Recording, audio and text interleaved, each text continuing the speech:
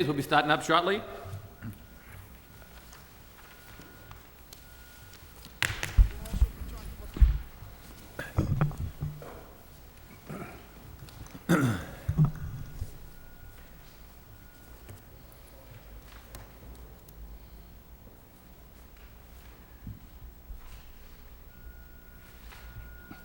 Good evening and welcome to the Monday, January 5th, 2009 Lowell Planning Board meeting, and a Happy New Year to all. Tonight we do have 3 public hearings on, so bear with us please.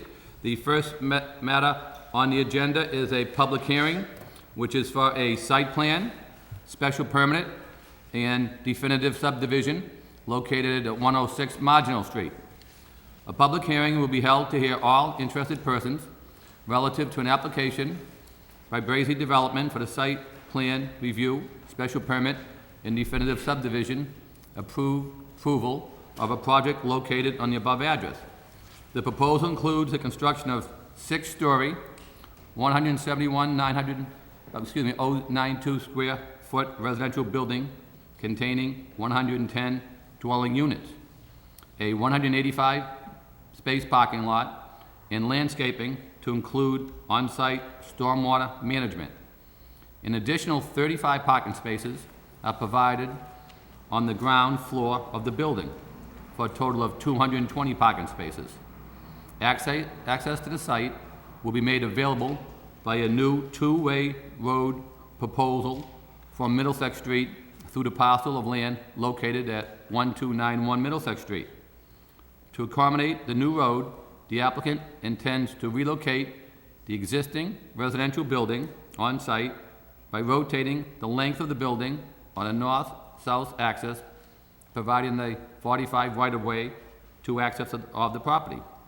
The 180,753 square foot, 4.2 acre parcel is located in the industrial zoning district and requires site plan review under section 11.4 and special permit under Article 12 of the zoning code.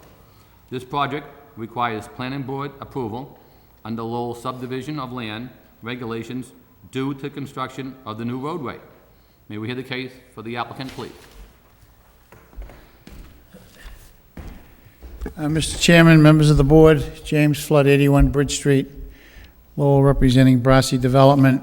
I'm here tonight to request that this matter be continued to your next meeting on February 2nd. Recently, it has come to our attention that there have been some concerns with the neighborhood as to the new roadway, and we'd like an opportunity to sit down and meet with them to discuss it and discuss additional, any alternatives that might be available. So instead of wasting everybody's time, I'd like to be able to do that and come back on the 2nd, February 2nd. Okay.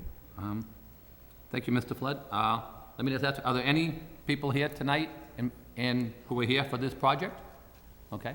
Anybody else by show of hands? Okay. Before we go any further, does the planning board have any questions of Mr. Flood in regards to continuing the matter so he can have the opportunity to speak with some of the neighbors? I know I received some calls by some of the neighbors, and they had a couple of concerns about some of the traffic issues, and I told them I would see them at tonight's meeting. So you received the notification from the neighbors? Yes, we did, just recently. Okay. Recently, and haven't had a chance to meet with them because of the intervening holidays and the short week, so we'd like that opportunity and discuss it with the neighbors and go over the plan. Okay. Any of the board members have any comments or questions in regards to the request for the continuance? No?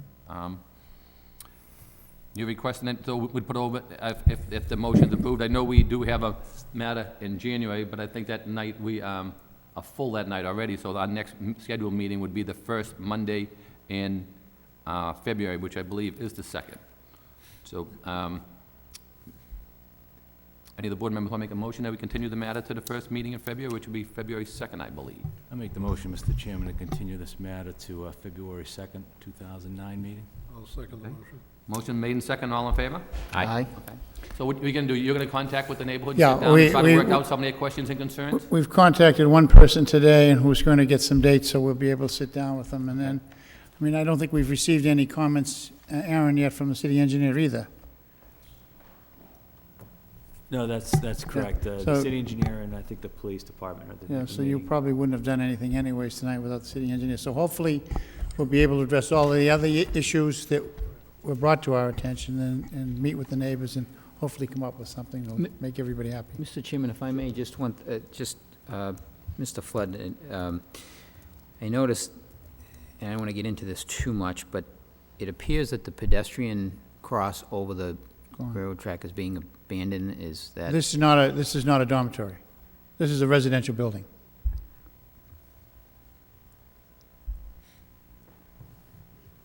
Okay. Intent is to market it to students, though. No, it's marketed to No? anybody that wants to come in there. It's not marketed as a dormitory, no, it's not. That's where we've changed it. Okay, so we do have a motion to continue the matter to February 2nd. I believe there was a second. Any further discussion? All in favor, say aye. Aye. Aye. Aye. Thank you. All in favor? So the matter will be continued to February 2nd, 2009. Yes, sir. The gentleman had a question. Yep, come on up and speak to me, if you would. Yeah, through the chair. My name is Kevin French, and I have the building at 1301 Middlesex Street. I am probably the most of anybody affected by this. Okay. Since the road will be going, I have not been contacted by anybody. If I didn't find out about this the other day, I would never have known about it. There are quite a few issues, what I'm saying. I went down there today, even find out about the scope of this. So I don't know who they're in touch with, certainly isn't me. And this house is being turned on against my building, and the road is going better, and it's going behind me. So there seems to be a lot of issues here that definitely need to be addressed. Okay. Thank you. So we'll have the, go ahead, Mr. Flood. The concerns we received were for people on Livingston Street, and that's who we've been in contact with. So hopefully, the association will set up a meeting, and we'll all get a chance to sit down and discuss it. How would they get in touch with me, or how would I get in touch with them? Is it the neighborhood association you're going to So speak with? we're going to speak to Nancy Judge, too, yes. Do you know who the neighborhood association? Okay. There's a woman by neighbor Nancy Judd who's in charge of your neighborhood association. I'll speak to him outside. And Mr. Flecker, but basically, so they indicated they're going to try to sit down with the neighbors and address some of the issues, and then they'll come back before us, okay? Thank you. So that matter has been continued. The next matter we have on tonight is for a special permit and a definitive subdivision plan change. The address is 1436 and 1450 Gorham Street, also known as 1 Rivers Edge.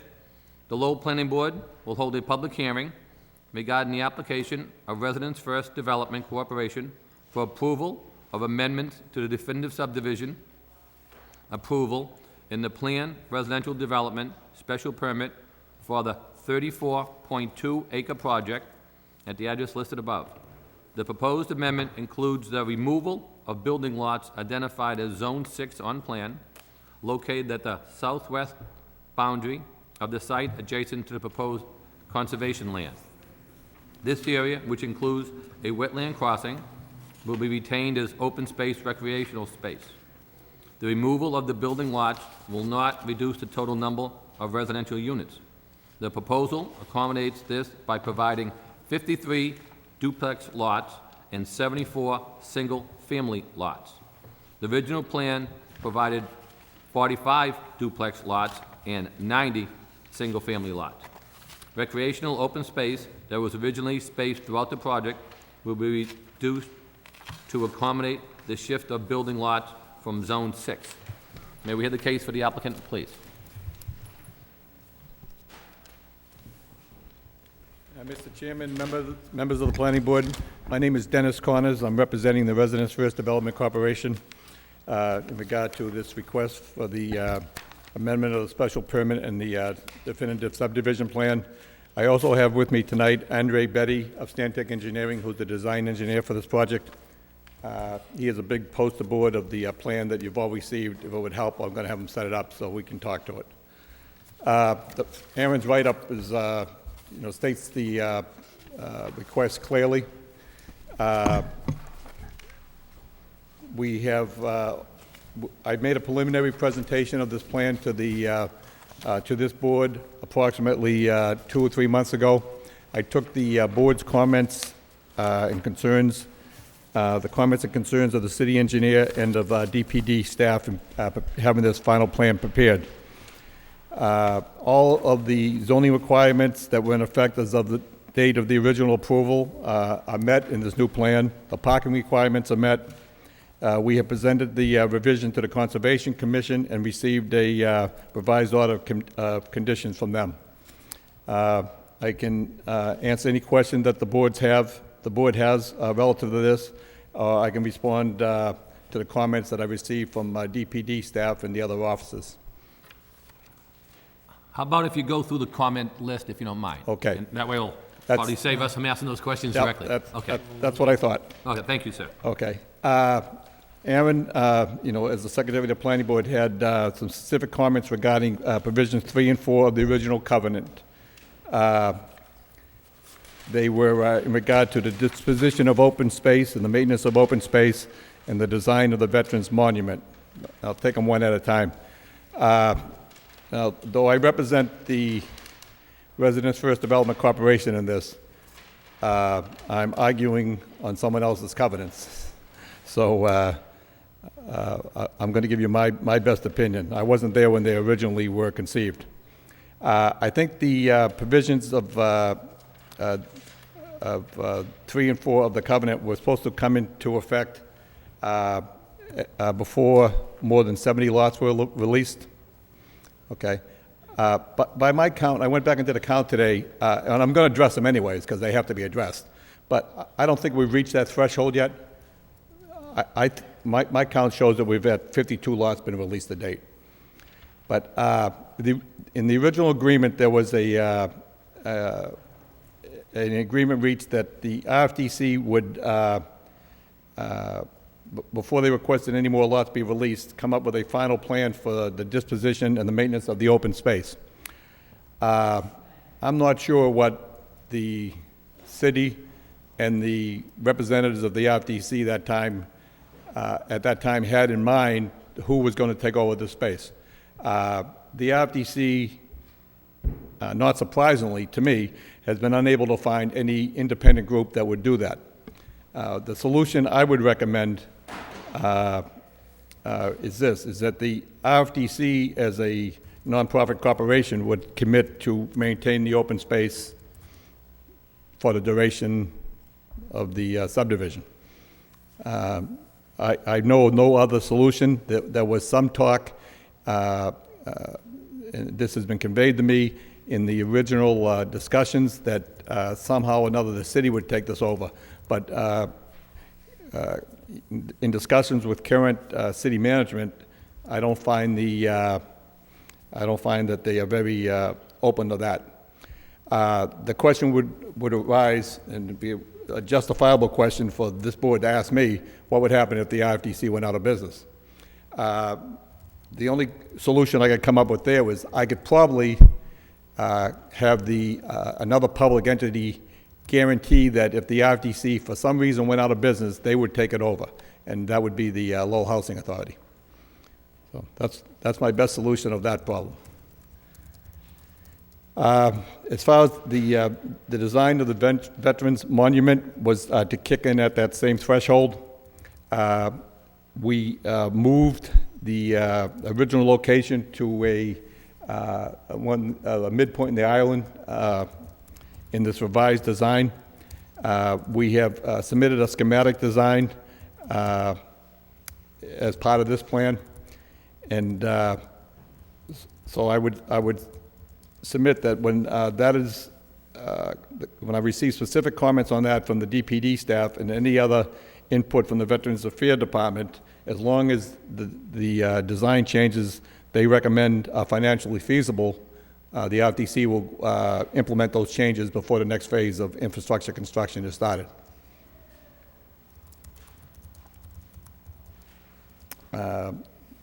That addresses those two comments. You want me to continue with the comments? Or do you Yes, want to- if you would, Okay. please. Thank you. The next issue addressed was how Zone 6 was going to be accessed. I'm dealing with relatively limited resources now at the site. The absorption of the completed houses and the vacant lots it's going to take a much longer time than was originally conceived. The original managers had, thought this project was going to be built out in 2 years. It was an unrealistic goal. Under current economic conditions, it has become even a more a difficult task. We're like any other developer. We are subject to lenders, and the lenders will only advance money on pre-sales now. So I'm estimating the build-out of the remainder of this project could be 5 years, 6 years. So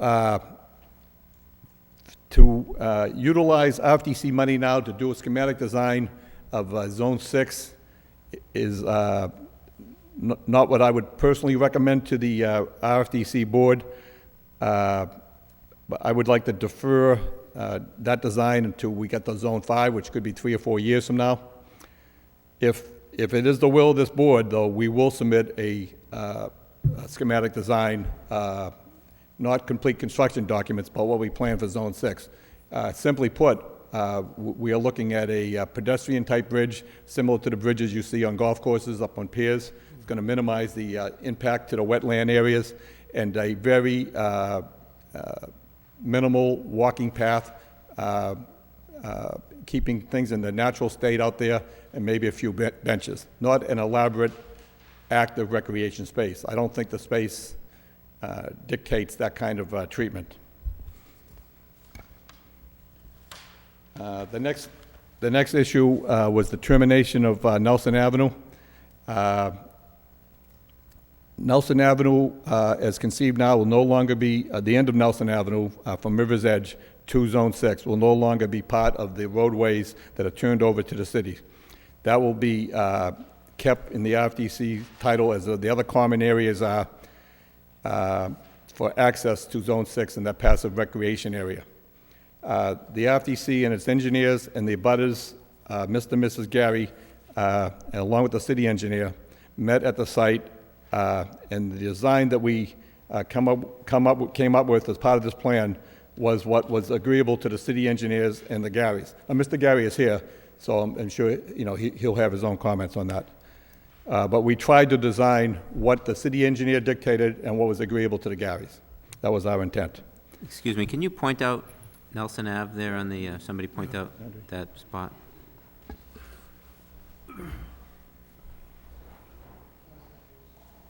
Okay. You can stay there, Andre, so if, we need your finger again. The next comments were in regard to the sewer pump station and adequate screening of the pump station. We would, before we built the pump station, we would get the design of the screening approved to current DPD standards, whatever they are. The final comment was on Lot 98, a sewer line connection was not shown on the construction documents. That may be or may not be. Was it, Andre? Do you know? It wasn't? Okay. That was in my business, what we call a typo. I don't know what engineers call it, but that certainly would be corrected on the construction documents. The only other comments I could see in the document submitted to me was it wasn't really on the table as far as I was concerned, but it was a comment by the sewer department regarding the sewer connections and the duplexes, a concern whether or not they would ever be in separate ownership. The units have to be owner-occupied with one unit as a Section 8 rental by deed restriction. They can never be separately sold. So that comment is mute. I think I addressed each of the issues that were brought up in the comments submitted to me, and I'm here to answer any questions I can. Thank you, Mr. Corners. At this point, Alan, on behalf of the Planning and Development, do you have any comments in regards to what Mr. Corners did to comment your comments? Yeah, sure. Yeah, I think on my comments, I pointed out that I thought we'd already reached the 70 parcel threshold for releasing those. But if you're counting 50, I take your word. I can take another look at it. Yeah. But the bigger picture is that our department, we were concerned that some agreement came to a land disposition for, there's two different kinds of open spaces here. There's the kind of recreational open spaces that you see that were once dispersed throughout the subdivision.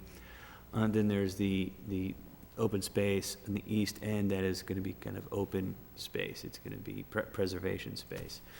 My understanding, and like you, Dennis, I come at this late, but my understanding was that the city was going to take over the recreational spaces within the subdivision. Those ones that are kind of dotted along, I don't know what those streets are, but as you can see them running east and west. That's part of the agreement with the state. DHCD, is my understanding, is that RDFC could not maintain those, and they couldn't create a homeowners association and basically bill all the homeowners to maintain those. That part of the agreement was that that couldn't happen. That's my understanding, is that the city's supposed to maintain that. Now, as far as the preservation space. That's good news. Well, yeah, that's my understanding for that situation. So we're less concerned about the disposition of that than the open preservation space along the Concord River. That's something that I believe we were expecting a third party would take over and maintain, which may not be difficult. I don't know what would go into that, but that's, as far as disposition, that was our concern. The other concern, though, that we had as far as the recreational open spaces was that the dispersion throughout the subdivision was to provide the recreation space that allowed a loosening of the zoning ordinance dimensional regulations, so that the smaller lots, to make those more palatable and more livable for the people moving there, is that there'd be recreational spots located within a very close walking range. Now, we understand that there's a situation that the cost of building a wetlands crossing for Zone 6, all the parcels in Zone 6, is untenable. If, though, the active and passive recreation is going to be moved from those dispersed sites to that central location, we wanted to see that there would, without a doubt, be access, pedestrian access to that. That wouldn't include walking through a wetland for multiple and obvious reasons, and that there would be a program developed. And I think we were thinking of something a little bit more than a walking trail and a couple benches. There had been discussions in the past about playground equipment, something for children to play in. And we weren't going to dictate or talk about exactly what that playground equipment would look like, but that there'd be something that children could play on. So I think there's two things that Common is trying to deal with, and there's clearly the disposition of the conservation land. But more so, really an attempt to finally come up with a program and a plan for the recreational open space. That this subdivision only really works if there is active recreation for the people living there. And whether it's centrally located or dispersed, I think that's a theoretical argument one could have. Either way, it needs to exist, and that it needs to be accessible. So that's really what that comment's about. Well, let's talk about them one at a time, then let's talk about that. Can we just have you point out where he's talking about for Zone 6, so people who are watching? Okay, right. So they said the applicant has indicated that the proposed parcel located in Zone 6 will become usable open space for the subdivision. And then where would the pedestrian bridge be?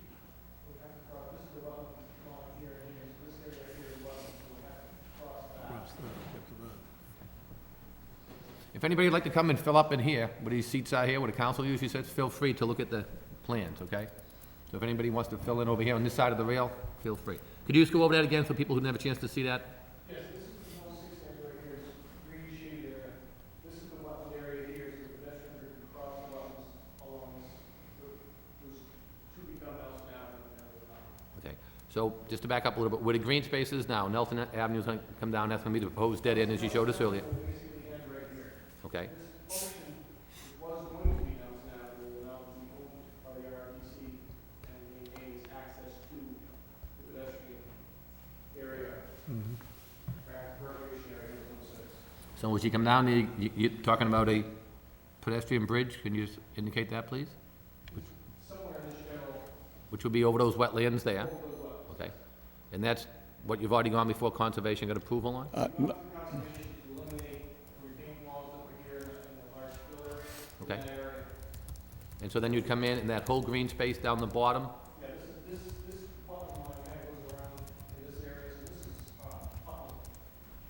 So that would be, we propose to have the open space? Yes. And approximately, how big is that open space, if you know by hand, offhand? He has a table on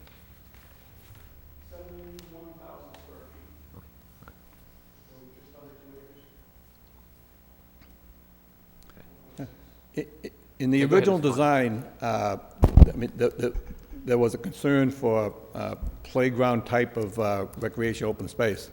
In my opinion, it was ill-conceived to begin with. The only place that was possibly suitable for it was that one central location there, which you had enough square footage to put a playground similar to what you see, say, over here at Northern Canal or in a schoolyard.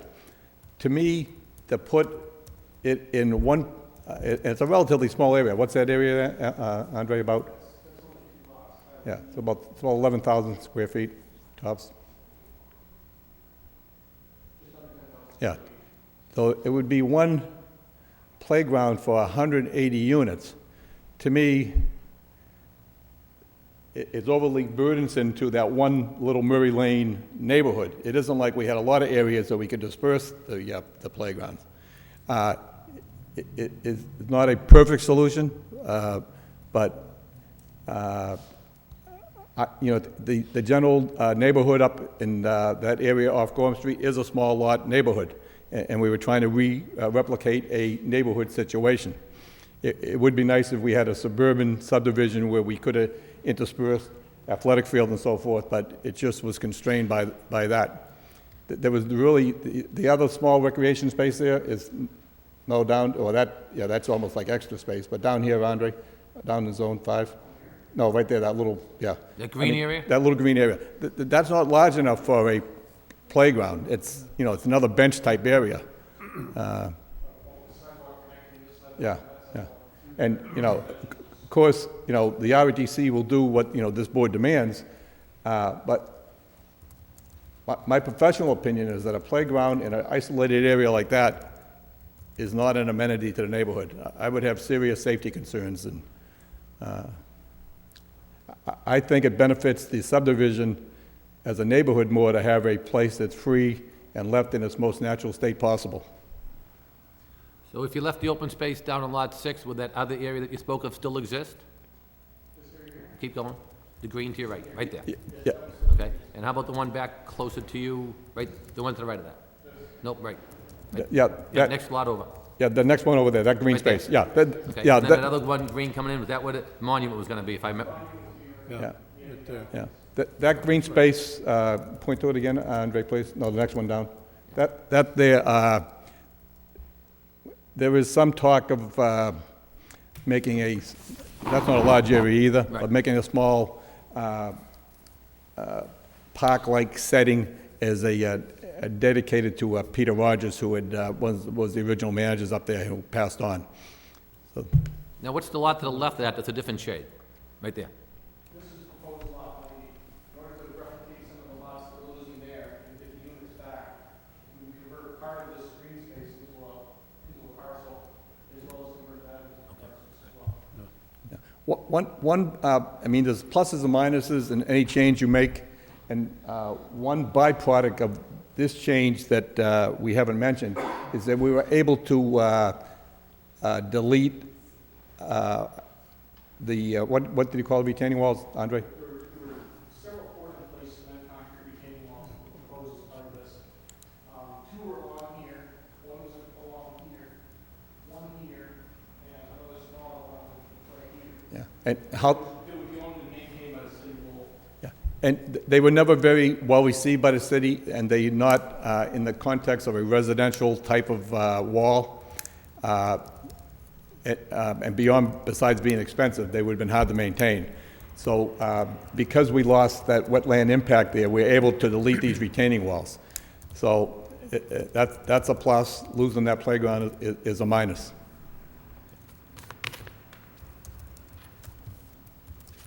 Anything else you want to add, Mr. Connors? If not, I'll turn the public hearing over further. That's all I have. Okay. Anybody else like to speak in favor of this project?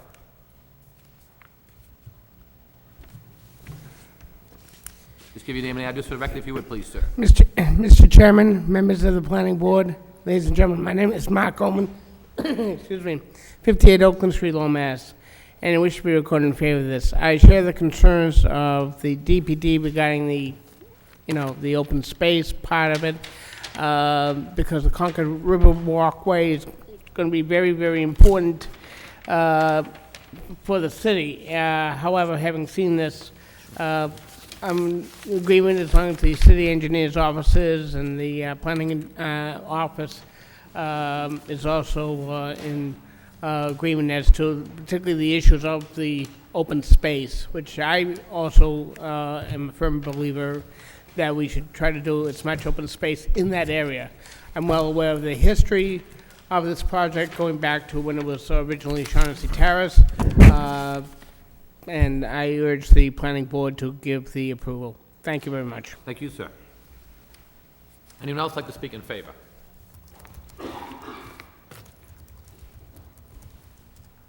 In favor? In favor? Hearing none, that portion of the public hearing is closed. Anybody like to speak in opposition?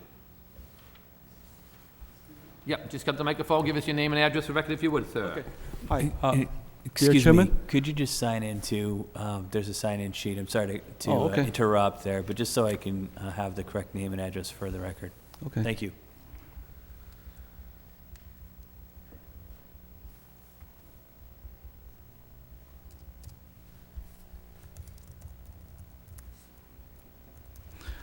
Dear Chairman, my name is Ping Yang. I'm living in 112 Rivers Edge Road.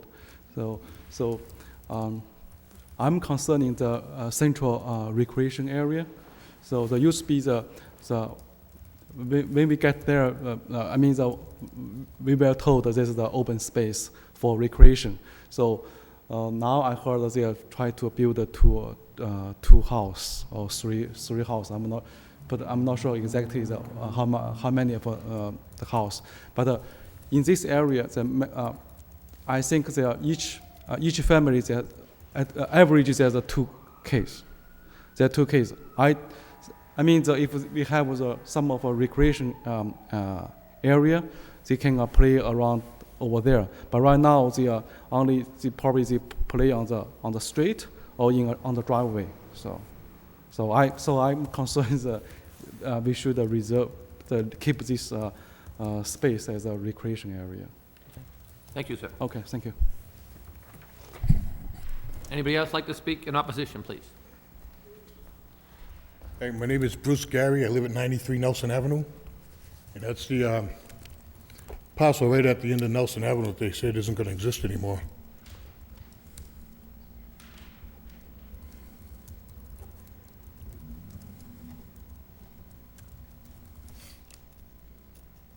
Okay, as far as the discontinuing of the wetlands used for building, I've got no problem with that. I do have a problem with the location of these lots here. They're taking away of the recreational area for one. Just for the beginning. This is on the area part of it. I'll get to my personal gripes in a minute. It's been a long time. It's been 6 years since this thing's first started getting off the ground. I've been part of this. I've lived through this thing. I've endured quite a bit, and I've been ridiculed and everything else by some people and that. But right now, I'm going to take a stand on this. And I hope this isn't a cut and dry meeting already, because the curb cuts are already in for those lots already. So people already have their eggs hatched here. So it's not like it's waiting for approval or anything. But anyways, right across the street from my house, as you're going down Nelson Avenue, there's been, since the tenant moved in the first block, you have a basketball hoop that hangs around out in the street. It's not there now because of the snow removal and everything. And that's out there for the kids to play. I've been there for 22 years, all right? And since the houses have been in here, more kids are playing in the street right now than there was when there was a housing project there, and the housing project was full. Right? And more kids are playing in the street, right, already. Right? Now you're taking away the little bit of space that they could actually have a playground on. They could put some kind of a recreation in, a basketball. What's it going to take to hot top a piece of that instead? Okay? This is poor planning on somebody's part way back when they first started talking about putting these houses in. They shouldn't be taken out on the residents, people buying houses here, and telling them, you're giving Look at my house lot there, okay? Look at the others, all right? There's no room to play in the yards. They have to play someplace. You know, this was all part of it when you first put this project together, was to put in some play areas. And that's why you wound up with two potential areas, which you're taking away right now. Now, another thing, we start going back to, 6 years ago, a lot of new faces around here and everything, including Dennis and Andre. The state frowned upon putting too many duplexes together. There was a lot of, we went through this with the Conservation Committee when they first started, looking for their approvals to put this project together. And they were told, spread them out. They had them all together in some locations. Now look at it. I've got 3 going across the street. I have 1 over there in the corner, another one on the corner. I'm surrounded by 2 families. The only single family is one directly in back of my house, right? And this is going on throughout the whole thing. The idea of this project wasn't to go in and start cramming people in. It was supposed to give it a little bit of breathing room. And now all of a sudden, you're going to let them, choke themselves up again. Give people a little bit of room. Give some playroom for the kids and everything. I mean, that's not asking for too much on it. And like I say, the curb cuts are already there. The driveways are all ready to go in, everything else. I mean, somebody's counting their hens here a little bit, Now, as far as this wetland goes, this is wetland. I told them that at the Conservation Committee when the first time I went to that meeting. I lived there. I used to walk my dog down to the river down there. There is a trail down there. Well, part of this, that I let go on this, and I said it was because we wheeled and deal because they were going to open up that road and I was going to lose my parking, and I got a parking lot in there. What happened to the trail that was going in? That was part of this. That was one of the good incentives. I don't know if people remember it. It was supposed to start up around Gorham Street, come down along the backside, go along the eastern part of my property, come out to the street, come back down, and right across the street from my house, right in back of the 3 yellow lots there, there was going to be a walking trail all the way down to the river. Yeah, it was supposed to be something. I've been waiting for it. I guess they ran out of money. Okay, so that got cut. Where's the boat ramp? I don't see the boat ramp on there anymore. There was supposed to be a boat ramp in here. All right? Now, the only other time I got an invitation to the planning board for this project was shortly after that first, maybe 6 months after the Conservation Committee meeting when you guys first approved this project. And it was the gentleman was the chairman at the time. I don't remember his name, but he had a very big concern. Okay, he had a very big concern about the width of the roads. The width of the roads was a very big concern of his, and they sold the fact that there was going to be some cutaways on the side of the roads for parking. Where are the cutaways?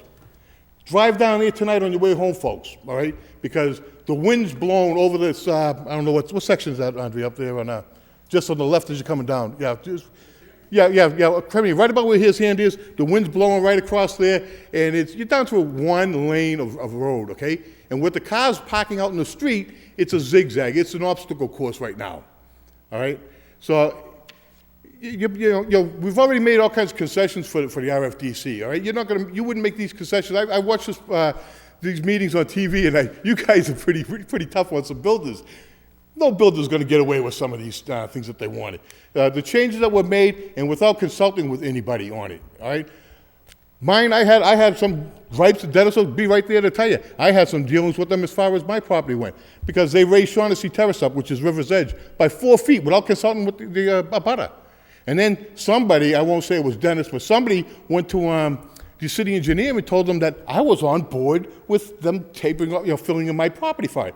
They never consulted me on it at the time when they got permission to do it, So there's been a lot of fabricating of the truth around here on this. Now, and that goes with this last meeting with the Conservation Committee, unless there was another one that I wasn't made aware of, okay? I left, that was about a year ago, when they first wanted to get rid of this, the buildings on this site.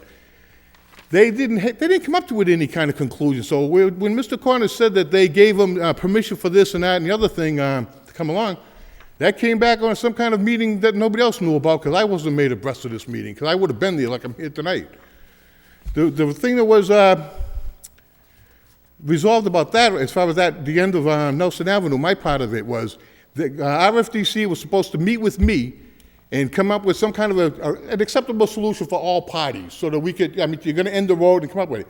Well, from what I understand, they made about 3 proposals to the city engineer, and she turned them back and said, pick the one you want. They sent that one down to me and said, this is what the engineer wanted. And I called the engineer up, and she came to my house the next morning and we had a kind of a free-for-all out in front of my house. And it seems like they're trying to take away half of my driveway and everything else to put like a peninsula effect going out there, and it became a big thing that this wasn't going to be serviced by the city anymore, and but yet they were going to take half of my driveway, coming forward on it. And there was nothing approved on this. Mr. Collins made it sound like everybody was on board. We're far from being on board on this, Access to this. This is wet. That road part going down there, that's all water. That's underwater right now. All partially because of the construction that's going on here. The other thing that they were supposed to do at that last meeting with the Conservation Commission, where they ended the road, right where that black mark is, okay? You could probably call that a hump of gravel that's been pushed up when they graded off the road for hot top. And it kind of prevents the water from going down the road. So we have this ice pack that just came up with the snow and everything. The water just kind of builds up in the front. It comes up about 1 step high on my front door and everything else. The brook is right there. Runs, well, you can see it. Let me just point out to you. This line right here, it's about halfway up my property. When I first bought my house like 22 years ago, the Britons owned the house across the street from me. And the family always got together at least once a year, and they were raking out the brook, and I thought that was kind of strange, so I asked them what they were doing. And they told me, they said, if you want to keep your cellar dry, make sure the brook stays clean so the water will pass. They said, as long as the water's flowing, you won't have any water in it. Yeah, well, I get water in my basement now, partially because of this is blocked off because of runoff from the end of the road here that they didn't maintain, all the sediment going down. There's a very large tree that fell over Memorial Day weekend 2004 that's blocked the brook, and it's kind of put a little damper on things. That's what kind of built up the water right in that area a bit. You're going to put people down here to play, forget it. That's mud. Okay, you come out, you smell your shoe, you want to throw your clothes away when you're done with it. Okay, that's not a suitable area for kids to play in. But between that and the mosquitoes when they're in the summertime. So it's like I say, the recreation end of it, you took it away. The housing project, in back of my house, right on to the left there would be the westerly side. There was a basketball court right there. It was part of the housing. Right on the other side of that basketball court, there was a baseball field. Right across the street, right around where that blue piece is on the top, there used to be a little park over there. Go up River's Edge Road, there used to be the center where the kids used to be able to go in and out. Outside there was another playground with a basketball hoop. And now what do you have on there? You got nothing. Nothing for the kids. Okay? This is a shame. And if you guys let this go on, this is really a travesty. You're letting them get away with everything they want because they don't have money. Well, guess what? If they don't have money, fold up. That's what everybody else has to do. You know what I mean? This is it. This is the project. They're supposed to be building houses, and this is a 6-year project. This was supposed to be done a couple of years ago, and and they don't really care because they have all the connections in the world and all the politics in their pockets and everything else. Because, like I say, to not build on that property, the state told them, you bought that land, you build on it, we're not giving you infrastructure money. Well, the infrastructure's in now, folks, so I guess they don't have to build on it anymore. Who's going to give the taxpayer back the money? Hey, it's all right there. I found out this right at the beginning of the project 6 years ago. So there's all kinds of things going on here, all kinds of games, and I think this is where it has to stop right now. You're taking away from the kids, you're taking away from the families. Actually, where are they going to go? You know what I mean? They can't play. You have to play out in the street because the yards aren't big enough. So now you're taking away the playgrounds for them. And it's not just the one; it's 2 of them right there. Good-sized ones. Right? They could be used for the playgrounds. Nice areas. Right around that blue area there, you got 2 families right on the side and 1 in the front there. There's a bunch of kids there already. And I'm not even talking about the new houses on Murray. There's a bunch of kids there already. Give them someplace to play. Don't take it away from them. Let them find someplace else to put the houses. Right? This was just poor planning on their part. Everybody else shouldn't have to suffer for it. Hey, I'm here if you have any other questions. I'll be glad to answer them for you. Thank you, sir. Anybody else like to speak in opposition? In opposition? In opposition? Hearing none, that portion of the public hearing is closed. Any of the board members have any comments, questions, or concerns? I have a question, Mr. Chairman. Mr. Lockhart, I'll start with you. Just for clarification purposes, you refer to Zone 6 there, and you're losing those, you're giving up those lots as building lots for whatever reason, and you're reconfiguring what's up in the development itself to make up for that difference, correct? To make up for that number of units, yes. Right, now, is that mostly in the yellow? It's, yeah, point out the areas in. Andre, could we just have you have a microphone so people at home can listen to what you're responding to? Thanks. You need to, if you can push that button on, if you can reach that one, then that way, I think they picked up Mr. Connors' voice, but I don't know if they picked up yours. Thank you. Is that one working? The yellow lots are the reconfigured lots. The blue lots are what were open space and are now proposed to be building So lots. that's where the open space reduction occurs, okay. All right, so between the blue and the yellow is where you're putting and reconfiguring the duplexes and single families to maintain the same number. To maintain the same number of units, correct. Right, okay. And if I can just add to it, Mr. Gary is 100% correct. Some of this has to do with money.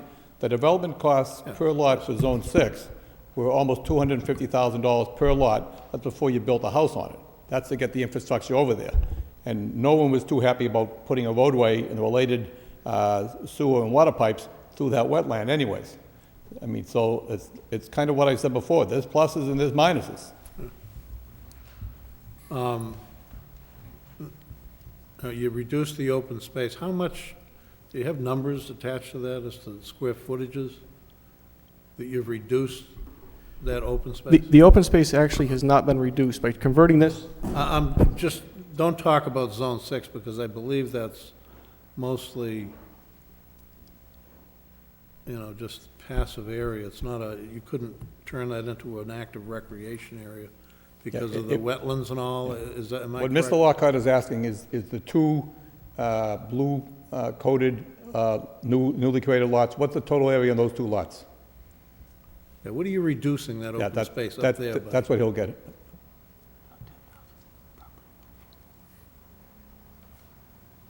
I mean, I can tell you from here, it's about 14,000 square feet. That it's being reduced Okay, what was do you have a number for the total open space up there before you reduced it? I do not. You do not? Not with me. And So though it's at least half. You're reducing, just visually, it looks like you're reducing it at least half. From these two parcels, yes. Yeah, okay. Because this area remains at 4,900 square feet. I'm so- just concerned that you really don't have enough good usable open space in one area to create a really decent play area for kids. Yeah. Once, and you're right, we don't. I don't. You're right, we can't tell don't, by but looking at it, but if, that's what I'm feeling. would it be beneficial to the neighborhood, taking away all the other limits that we have, to put one playground in that one blue area on Murray Avenue? I know from my days at the Housing Authority, every time you put a basketball court up, for the 4 people you made happy, you got 45 phone calls saying kids are playing basketball tonight. Yeah. I mean, these things balance out. In an ideal world, if I was here at the beginning and we had no constraints over how many units we had to get on a piece of land, I would intersperse a number of small playgrounds throughout the subdivision. But it is not an ideal world. It is not an ideal subdivision. We are constrained by the legislation that says we have to get 180 units on this site. You have to get 180 units, then you can kind of estimate how many kids are going to be in there, right? I'm sure you can. Oh, yeah. And therefore, you should be able to tell us how large a recreation space you really need. Am I not right?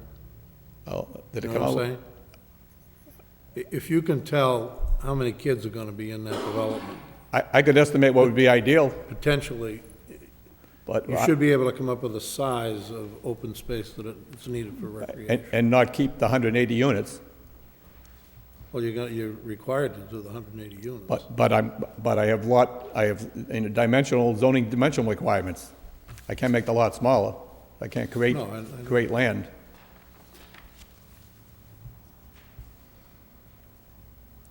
I don't know, I'm not convinced there's enough space there for good recreation.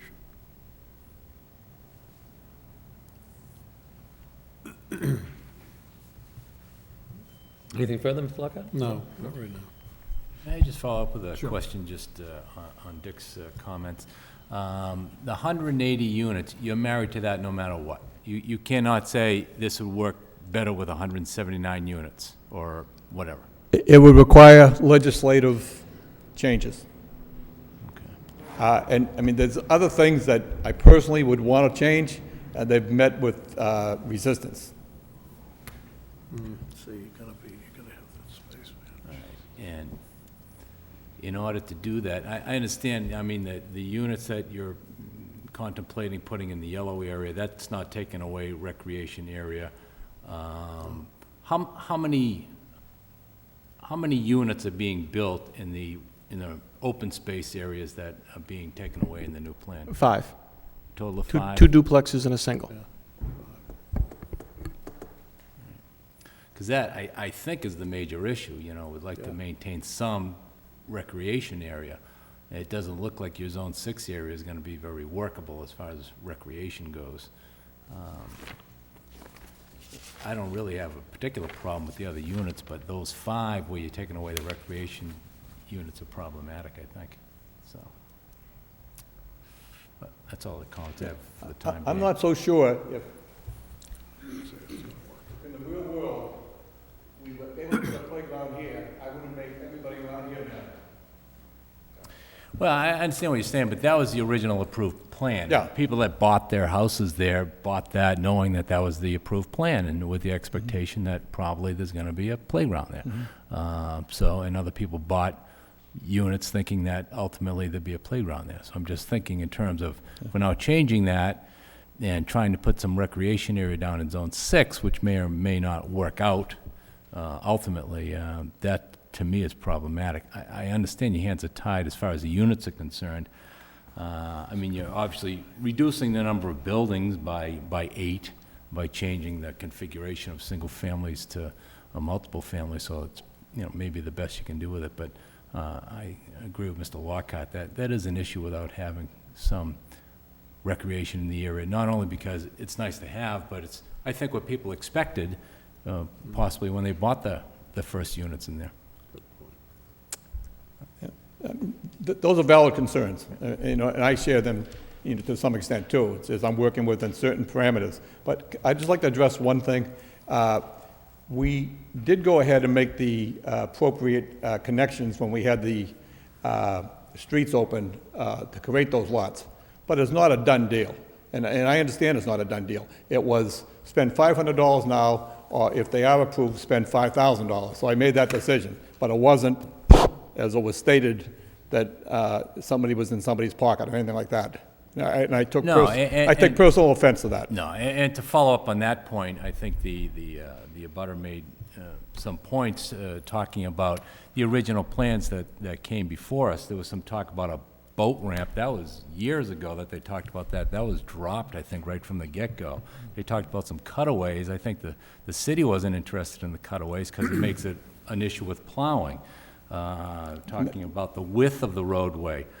They were going to build it any width that we wanted. There was some discussion, how do you reach the happy medium between having a speedway and having, you know, the proper width. So all of these things were discussed and determined, you know, at the time what would be the best. So it wasn't that, yeah, we're going to have cutaways and then they don't appear. The reason the cutaways aren't there is because we decided that they weren't in the best interest of the plan because they were unplowable. So I certainly agree with you on that point. I'll leave my comments right there for the time being. Thank you. Mr. Genman, any questions? Thank you, Mr. Chairman. You know, in general, and I've said this before, I think this development has a lot of potential. I think it's as developments go that come before us, this is a pretty good one because it's single families, it's 2 families, it's a neighborhood, right? And I think it will attract families and it will promote long-term ownership, which is the type of thing we like to see in development. We don't see a lot of that in Lowell these days. We usually see condos and townhouses. So this is good development in general, I think. But because of that, you know, the attraction of families and all, the open space is kind of key. So I agree with my colleagues when they say that they're concerned about the open space. I question, there's a empty space on the map there, way over to the right. What is that? That will be a detention basin for water quality, for stormwater. Okay. Kids can't play there, huh? I wouldn't recommend it. Okay. What happens if you don't meet the 180 unit requirement?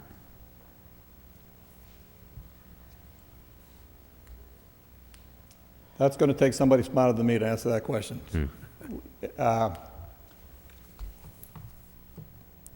One of the tricks is keeping this development going. And a combination of projections that were made early on, mistakes that were made by the RTC and others early on, market conditions that we've been thrown at us now. It is a balancing act to keep this going. Right now, it's say hypothetically, boom, go back, do your original plan. That's what you tell me.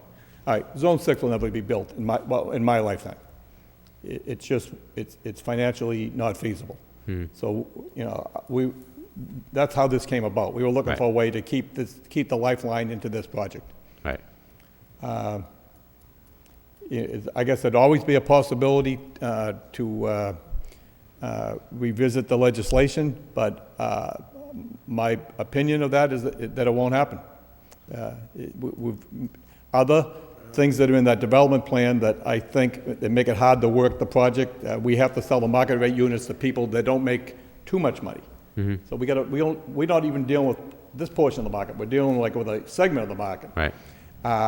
And, you know, I've expressed that a number of times. That's in the law. That's the way you got to do it. Right. So I wouldn't hold out a lot of hope for any changes in that. Right.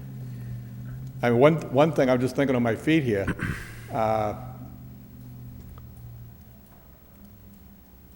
I guess we could build those two last. We're talking a long time now. Make a playground. Yeah. Who knows what happens in 5 years Once from now? it's a playground, maybe it won't become a building.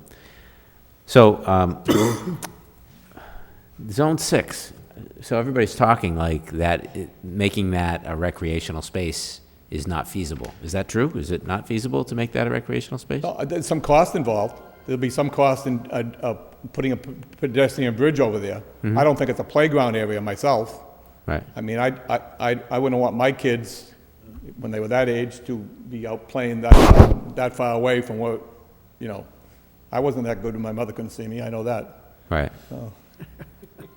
Well, really? I mean, it's not that far away. It seems to me, in some ways, having the recreational space separate, a little bit separated from the neighborhood and a larger plot gives you a lot more, you know, you could put, you know, a soccer field there or something, or you could put playground equipment. There's a lot more flexibility with a larger area of recreation. You know, that might be that's a good point. Good compromise. That's a good point. But and we could explore that further. But I don't want to be in the position of the guy that promised you a boat ramp and telling you that a soccer field is financially feasible back there. Right. A soccer field, you know, I shouldn't have said that. And something. Well, no, I'm just saying you know, the same. A space the usable same for thing. play. I won't make promises that I don't think that the Residents First Development Corporation can keep. The Residents First Development Corporation probably will not be able to develop beyond Zone 4 without an infusion of money from outside sources. Zone 4 is at the stage now where it'll contribute to the overall debt. But any new, Zone 4, I have all the infrastructure and 18 foundations and 6 spec houses up. So the sell-off of that will contribute to our debt service. But anything beyond that is going to take new money into the project. Right. So another option that you would have is taking more single families and making them duplexes and leaving those lots open. Is that something that you considered? That's what we did over in this area here in Lowell. Right, but if you wanted to maintain these 1, 2, 3 lots that are now going into where you had originally said were going to be open space, you could potentially, and I don't necessarily think this is a great thing either, but you could take more single families and turn them into duplex, meet your unit count, and leave those areas as open space. Conceptually, I believe we could. We'd have to look at the lot lines and the dimensional requirements and so forth. I think we could squeeze a few in, yeah. Right. So, so I understand the predicament you're in, but, you know, truly, if you want to put residents first, as is in your title, I think that we promised open space there. People have bought their houses thinking that there was going to be open space there. I think it's wrong to go back and just, you know, drop houses in there now, so without providing any other option. So in my opinion, I think you either need to, A, provide a viable option to make Zone 6, you know, accessible open space that people can use for playgrounds or basketball court or whatever, or restructure your plan so that we don't take those open spaces. You know, maybe make more duplexes. I think that'd be more appealing than taking up all the open space in the project.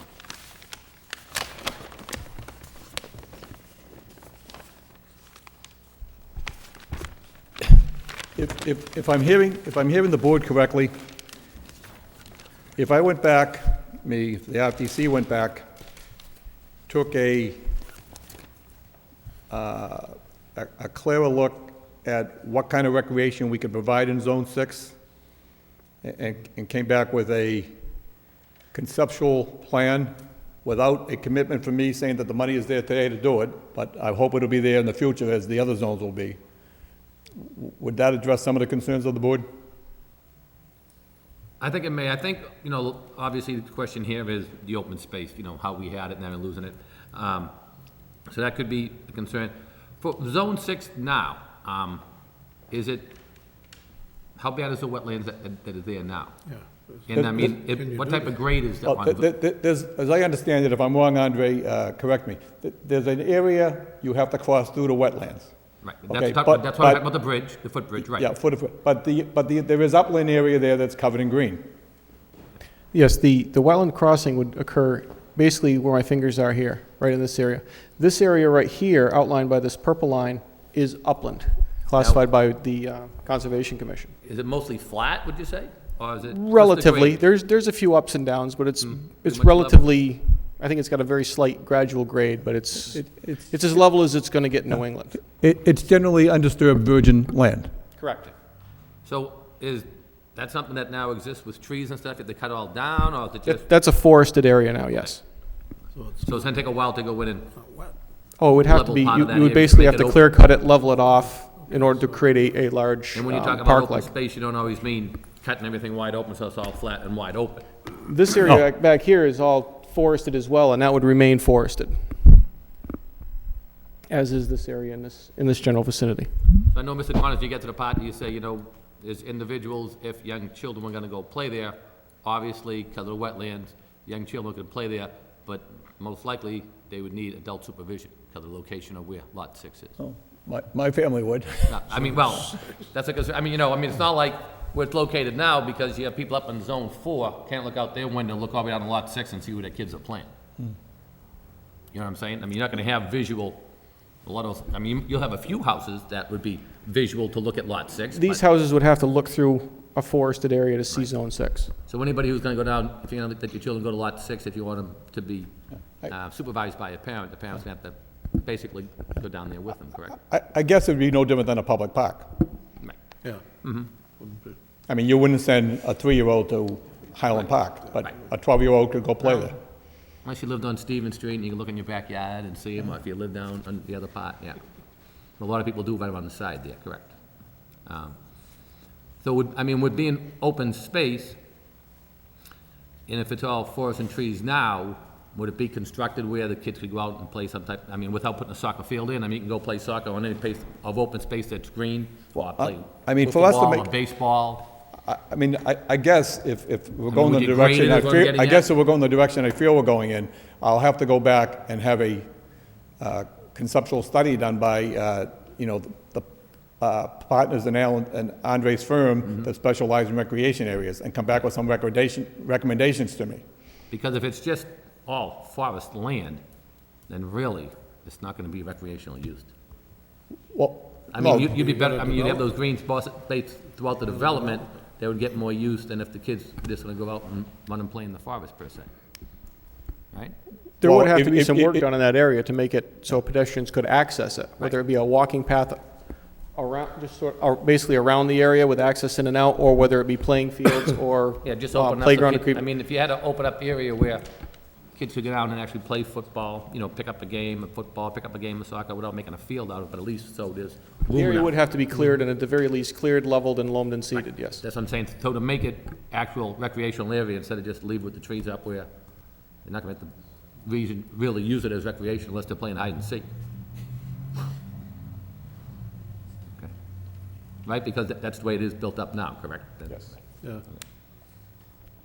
How big would the pedestrian bridge have to be to cover that wet spot that you're talking about? I mean, width-wise? Any idea offhand? I don't know. It You'd would- have to wait till you get it would on have, we'd have site? to do a little bit of work, and would require, depending on what kind of equipment would need to get in there for maintenance purposes. Okay. Would be another issue. All right. But it would definitely have to be a bridge. A fill is no longer permittable. So if a Because of road, conservation meeting, right. because of Conservation Commission and the new regulations, in addition, if this were to be a road, the original planned fill slope with retaining walls is no longer permittable. That would have to also be a full-scale bridge for vehicles. Oh. So that would be your issue to put that in to build the house lots? Correct. We would have to build a bridge. For house lots, yeah.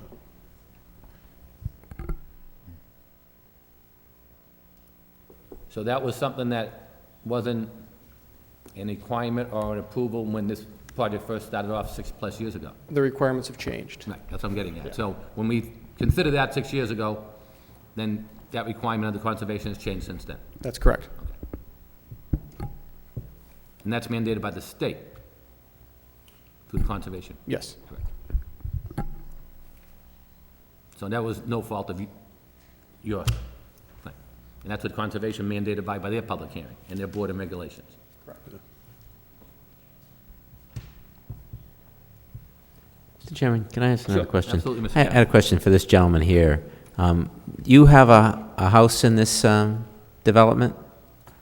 Can you show me where your property is, what Yeah, lot? it's,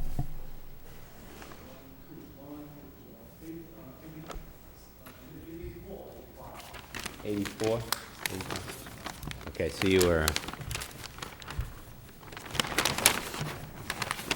So your house abut, yes, you, lot 85, you abut the area that was supposed to be, open space. Open space. Yeah, when we bought the house, we were told that there's an open space. Right, So that's right. why, so we select to there. right, yeah. Yeah. How would you feel if they could make that large lot at the bottom a playground, Uh-huh.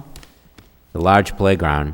Would you feel like that would be an acceptable solution? You know, the kids probably is, they try to play around their house. So I'm not sure what's the incentive to go there to far farther. I mean, Right, because right. a little bit of far. Yeah. Right, okay, thanks.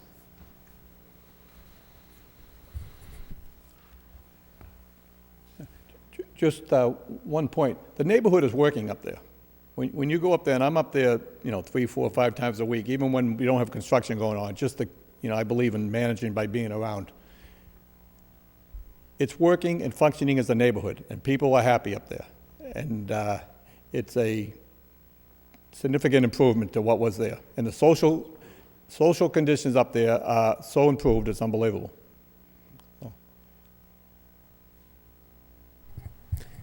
Would it make sense for me to request a recess, or not a recess, a postponement to a future meeting while, if I come back with a plan for recreation in Zone 6? I would have no problem with that. I think the concern is, basically if we're taking around some open space, how do we accommodate the open space to accommodate everybody throughout the site? I know with the change conditions, due to, by some of the state and due to financially, we got a lot of it built up there now, so we're trying to work with what we can, but which is best for the site. The site's, as you say, up and going. We're not gonna stop progress that's going, but if we can try to accommodate the people who are up there, make it more, quality of life issue, I think is one of our major functions here at the planning board. And if we can do that to try to make people happy, and if you think you can come back with something that can give us a little more information that might accomplish that goal, I'd have no problem with that whatsoever. Also for this gentleman, if maybe you build those lots later, maybe his children are a little older by then and don't need as much adult supervision. If it gonna be takes 6 5 years years, anyways. maybe, maybe that would help him. I mean, usually I know the tender age is the one you gotta keep the closer eyes on, and so maybe if you kept that. I mean, in mind, if, that- I have no problem making a commitment that those would be the last lots built, Yeah. if that would move it. I mean, I think that helps, for a period of time. But if you want to consider, what you could do on Lot 6 when you come back, so we'd know what the alternative is. Well, now it's kind of like, it's all trees there now, what would we do? What would it turn out to be? Or is it going to remain that? So if you'd want to consider how you could work with Lot 6, I have no problems with that myself. I don't know what the other board members are, but I think the goal is to try to, like I said, accommodate the quality of life in the neighborhood up there. Any of the board members have any comments on if Mr. Connors came back on that issue, or? Just one, it might be important, from a, cost is obviously an issue here. And to redevelop that zone 6 as recreational space, put in a footbridge, whatever you have to do, there's, some significant money there, I would guess. That it may be more cost effective to you. You want to see an alternative there, but maybe look at alternatives up above, and maybe, I think as Steve pointed out, turn a single family into a duplex or something, try to create some more space up there for recreation as a second alternative. Just look at some alternatives. We'll look at all the alternatives, but. Yeah, I think that's, When I make, you gotta consider cost. yeah, well, Be not, realistic but about when I make single in the duplex lots, I'm gonna get criticism on that. Well, yeah, you're gonna, no Yeah. matter which way you go, you're gonna. Some people want the single, some people want the duplex, depending on I, their you know, needs. representing the RTC, I can commit them to coming up with a design and present some alternative to this board, but I can't commit to telling you those funds are available to do it today or tomorrow. I mean, I don't want to mislead this board. And we know this is a work in progress because been here since the conception.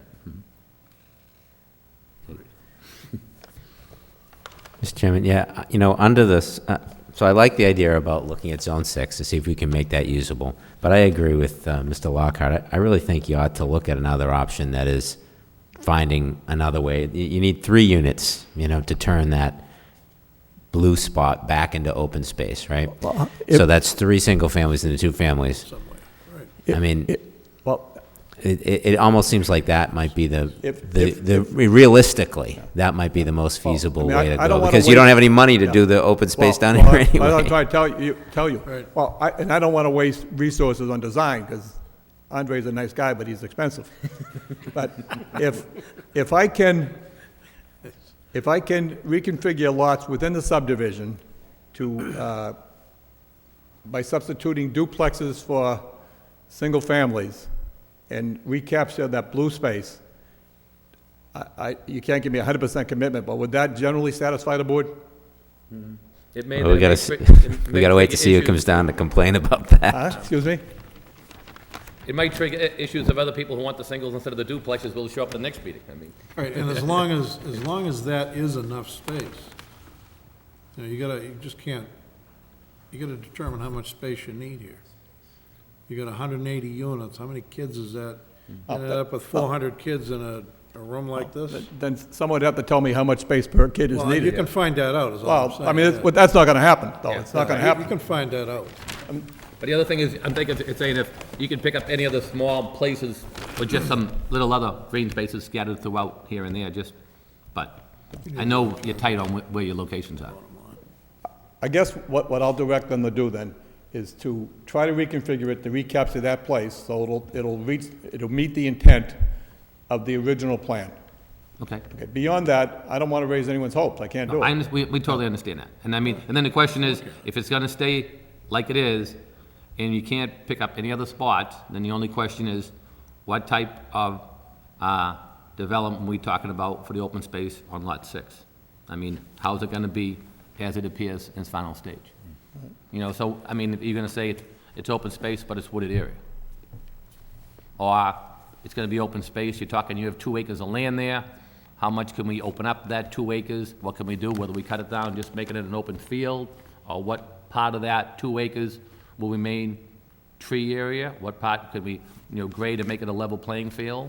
So someone could go down there and play basketball, baseball, football, whatever, you know. I mean, I'm not going to field them, but where children go and play, you know. They do it in neighbors' yards now and other parks and other places that vacant lots in the neighborhoods, matter of fact, that aren't built on yet, until someone comes in and builds them.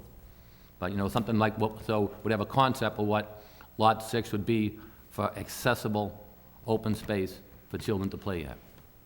Okay? Okay. So how much time would you need to get that concept and come back to us? If we want, we can give you a date certain for next planning board meeting, so those who are in attendance or watching on TV would know when we're coming back.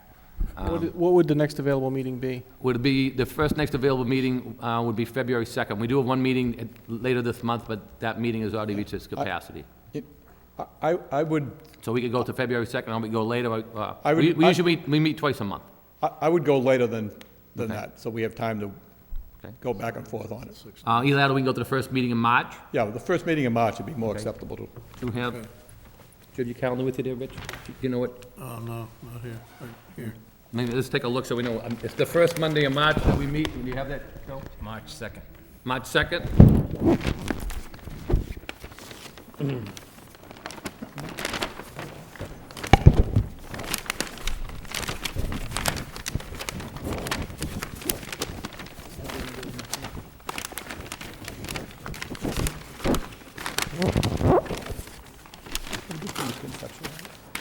Yeah, March 2nd is fine. Now we don't have to come back twice and have to pay Andre twice, and maybe we can use more of his salary to clean up the open space. And what we'll do is, we'll work with Aaron in the process. Sure. Okay. All right, so if we can entertain a motion to continue this public hearing to our first meeting in March, which will be March 2nd. Mr. Chairman, I make a motion to continue the public hearing until March 2nd. Motion's on the floor. Can I have a second on that matter? Second? Motion's made and second. All in favor? Aye. Chair votes yes, and Mr. Genman, Mr. Fischett abstains, I'm Abstain, sorry. yes, thank you. Okay, so we have 4 in favor and 1 abstention. We'll see you on March 2nd. Thank you. Okay, thank you very much. Good night.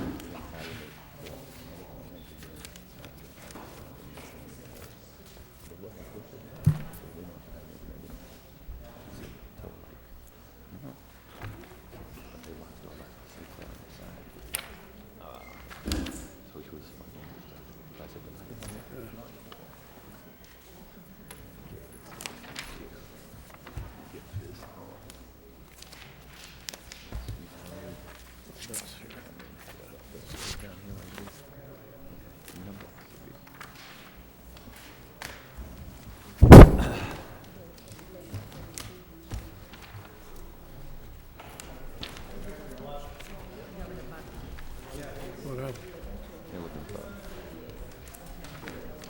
No tripod? Yeah. Pretty basic.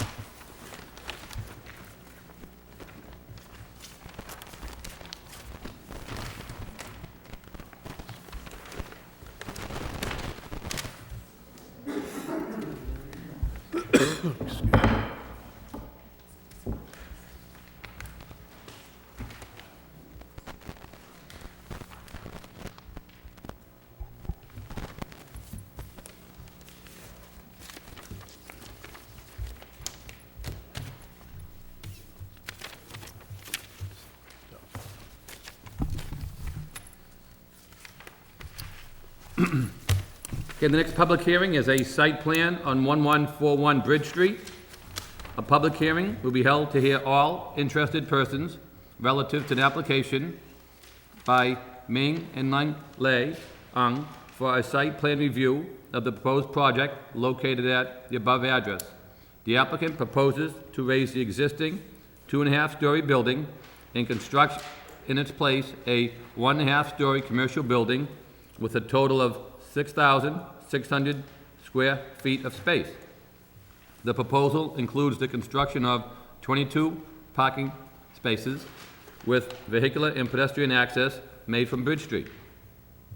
The 16,826 square foot parcel is located in the traditional mixed-use zoning district and requires site plan review under section 11.4 of the zoning code. May we hear the case for the applicant, please? Mr. Chairman, before we begin, I'll be abstaining from the discussion and vote on this matter. Okay. Thank you, Mr. Claremont. Okay, may we hear from the applicant, please? Good evening, Mr. Chairman, members of the board. Jim Jazokis, architect with Paul Davies and Associate Architects. Also with me is Hushiman Afsa with Holmberg and Howe Survey. And tonight we're seeking site plan approval for the project before you. Do you want me to just go through the city's comments? It's probably the easiest, Sure. so we can Either that, or expedite you just want to give us an overlay of what you're requesting first, and do the comments, so people watching at home have a pretty good idea what you want. You can just Sure, point out the absolutely. plan first, and then Right. from there, we'll go into the comments. So that way, Okay, the neighbors know what your proposal is, and then we can go a comment from the city boards thereafter. Thank you. okay. This particular project's been in works for about a year. It is the ye olde colonial gift shop, the big pink building next to Sunrise Plaza. And my clients are looking to raise that existing structure and utilize the lot to put in a ideally a professional office building, ideally one tenant, a dentist or doctor's office. They're looking to do something in the neighborhood of the 6,000 square foot range with adequate parking. And this project needed a zoning district extension by the city council, which was approved. And this has been in front of the neighborhood members and is also been, I believe, in front of you for a comment to the city council as recommendations. So tonight we are addressing a couple of the concerns of the city as well as any concerns of the neighbors, but we are seeking approval this evening. The first comment was in regards to the width of the abutting buffer zone for the residents next door. We had just received the comments from the city as of Tuesday, I believe, and with the holidays and everything, it was very difficult to actually get these on the official drawings as submitted, but we are amenable to approval based on submitting concrete drawings, construction drawings with this approval. We reduced the building by 2 feet as a width to accommodate a 5-foot buffer zone, to allow for the plantings along the, I believe, let me just, along the lower portion of the drawing. The second comment was regarding the second buffer zone, which was in the rear and side portion. We had discussed with Mr. Roy, who owns the home in the back corner, and he had some concerns in regards to how the building was going to look, and I greatly sympathize with him because in the last 12 months or so, his 3 abutters are in great flux. The home lot next to him is looking to have a home built on. It's for sale. This property is being looking to be altered, and even on the other side, the Demoulas Plaza is being completely altered. So we would be happy to work with the direct abutter in maintaining his rear of his property, because it is well landscaped and well maintained. And with that, we did reduce the length of the building by 5 feet to accommodate the 10-foot depth of the landscape buffer. So we will conform to that as well. The trees that are mentioned in number 3 and 4, we will conform to that. And the number 5 is in regards to the pedestrian entry on the front of the building, if you want to turn it down. We do show a front door off of Bridge Street, which will help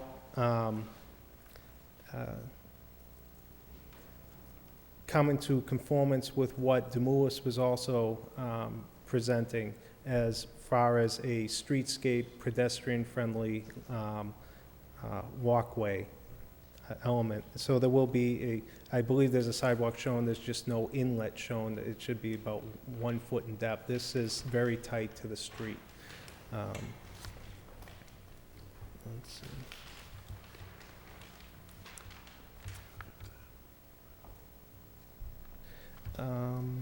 The sign shown on the plans will be handled through approval of a sign, not for the board tonight, but that is the proposed area for the sign, but that'll be under a separate permit. As far as the electrical and water meters, we are looking to put them inside. We have allocated space inside the building for an electrical room and the water meters. And same with the gas meters. We'd also like them all inside the building.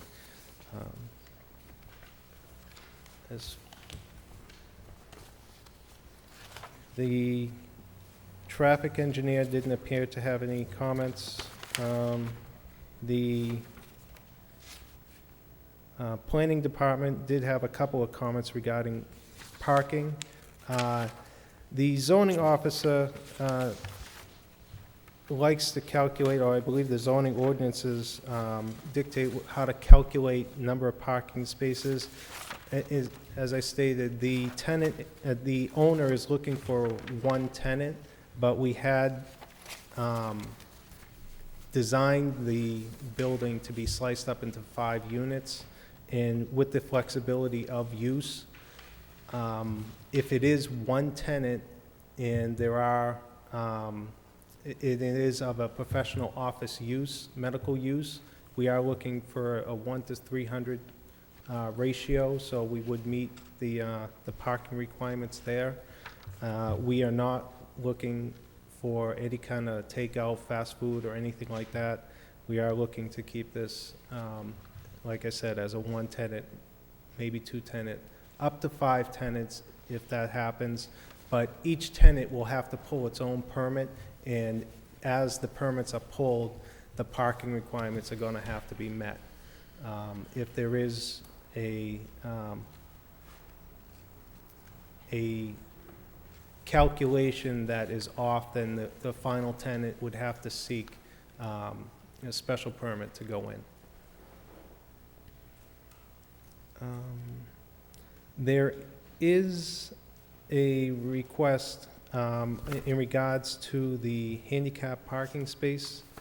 This is only required to have 1 handicap parking space, but once again, where we're gearing this towards a medical office building, we'd like to at least provide 2. And we would like to seek a variance or permission to reduce the actual required parking space for the wheelchair to be in conformance with the ADA or AAB, which both require a 8-foot wide space, 8-foot wide lane, and then another 8-foot wide space. And that would allow us to gain most likely the just see that.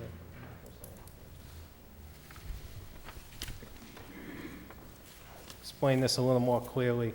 The width from here to here just barely allows 11 spaces across. And if we were to grab that 2 extra feet off of what the zoning ordinances require for a parking space versus what the ADA requires for a parking space that's van wheelchair accessible, then we can most likely gain that extra space. Instead of 19 parking spaces, we can get 20 parking spaces. So that's just a consideration for the board. Let me just ask you a question on that. So for 2 parking spaces that are handicapped, Yes, are you saying that currently they would both be for van accessibility? Because I know if you have the van, you need it wider than if you have just for regular person with right, but the handicap. actual lane in between is where... The van door comes open. The and actual thing goes door in. and this thing comes out, right.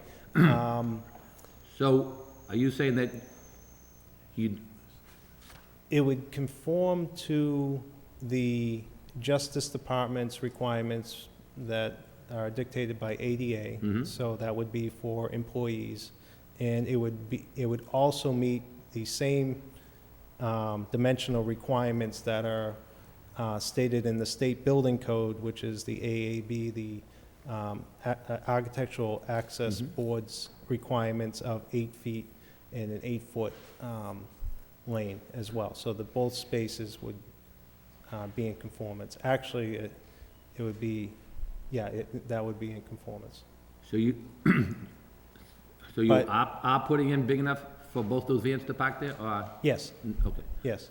But the zoning ordinances wants the space to be 9 feet because of that zoning district. Well, the report we have, and Mr. Gomes says they want it to be at least 8 feet, right?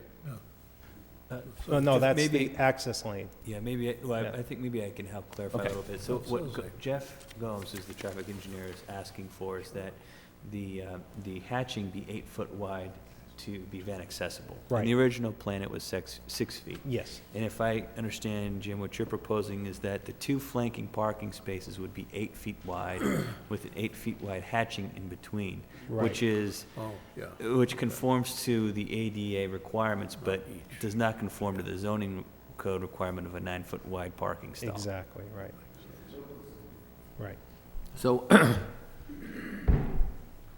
for what Mr. Gomes is asking for, they can pull in the 2 trucks, the 2 vans with the accessibility for it to come out and come down. Yeah, that would have the van accessible. For 2 vans to pull in that way. space For 2 vans. The question, I think, is, it looks like you would need a variance. We would need, For the it parking looks like spaces. per the zoning ordinances, we need permission to reduce those 2 spaces in that zoning district from 9 feet to 8 feet, even though we are providing that extra 8 feet in between those 2 spaces for any additional circulation or appendages of the vehicle.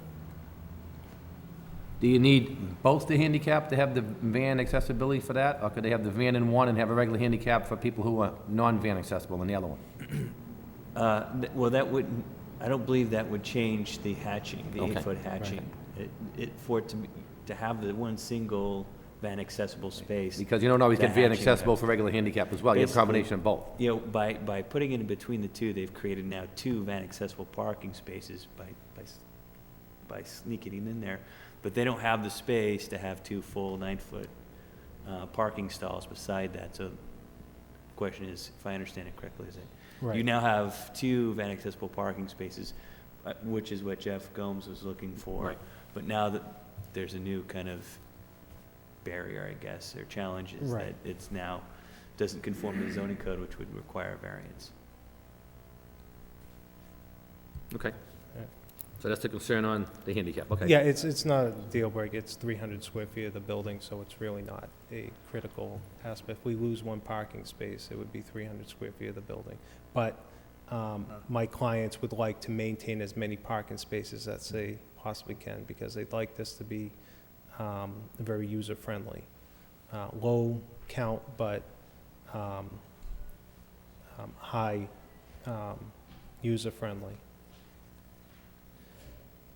While we're talking about Mr. Gomes' report, for the site access, he said the current design will not support a WB-50, but will support a UPS truck. I'm What will not the sure largest what a- delivery truck, will the Yeah. largest delivery truck use be for the site? I'm not sure what a WB-50 is. 18-wheeler. Okay. So that was the question, what's the largest truck delivery you'll have on site? I'm in a building that's very similar to this use, and in the 10 years I've been there, we've never had an 18-wheeler pull up. It's always been any one of the many delivery trucks, and we do have 2 dental labs in our building, so it's always been UPS or FedEx or any one of those small delivery trucks. Okay. So, his other question was, you're gonna have VA vertical granite, which is no problem? Okay. Okay. And the last one, he had a question on the driveway. What does the curbing look like at the sides of the entrance? It looks like it comes to a point on the design.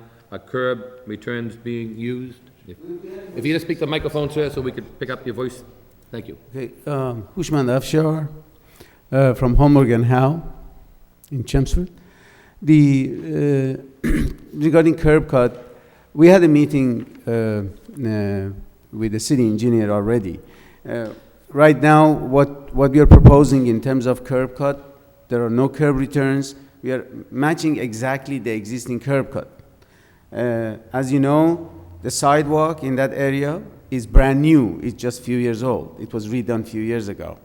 We are doing exactly the same. If you provide a curb cut, you'll be reducing the width of the sidewalk, which is not very, I'm sorry, curb returns, it will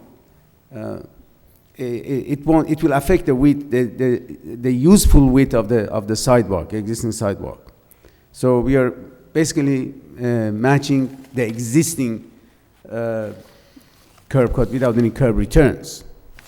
If city engineers tells us provide curb return, we will do that. However, it will be different than what it is there right now.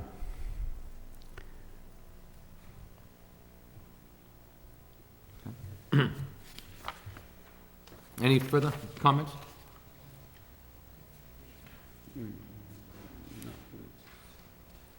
Oh, there was a comment regarding from water department, and again, we'll comply with that. That's no problem. Now that we know where the utility room is, and we don't need fire protection, so we'll bring a 6-inch line to the fire hydrant, which is proposed on the site, at site, on that island, and off of the 6-inch main, we will probably bring 2-inch copper pipes into each unit.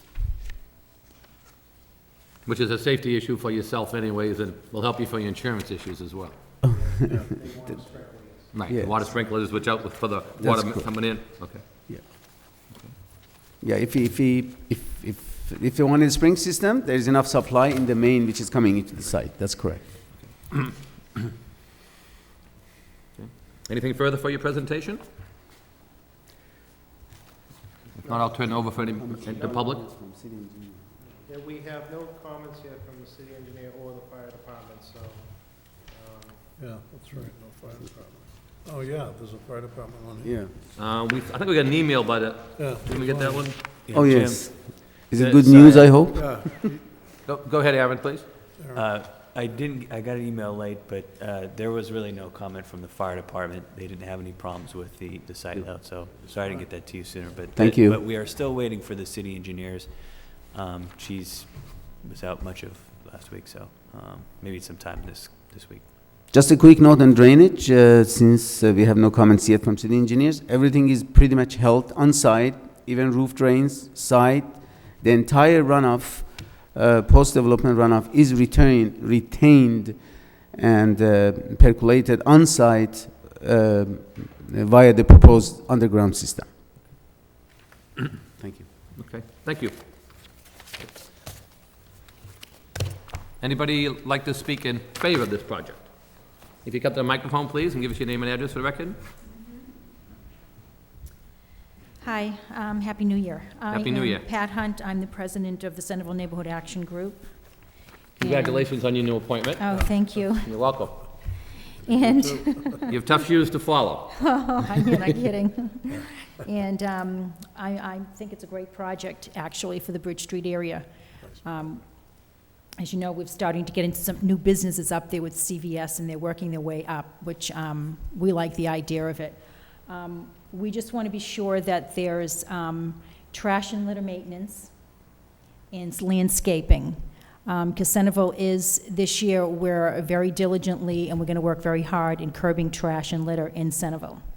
So we're asking all new businesses to make a really concerted effort to keep the areas clean and landscaping, so it's really nice and aesthetically pleasing to the neighbors. And we welcome you as a new neighbor. And I have one question, though. Why don't you address that to Originally- us, and then we'll get back to them. Oh, okay. Sure. Okay, then I'm all set. Now, you can ask us the question. Oh, We'll get ask, to- okay, yeah, I have 'cause one question. We get a shot once you're done. Originally, I thought originally it was 1 to 3, possibly 3 businesses in there, and I just heard 1 to possibly 5, so Okay. that just confused me. But other than that, good All right. job. We'll ask that question you. for you. Thank you very much. Anybody else like to speak in favor of this project?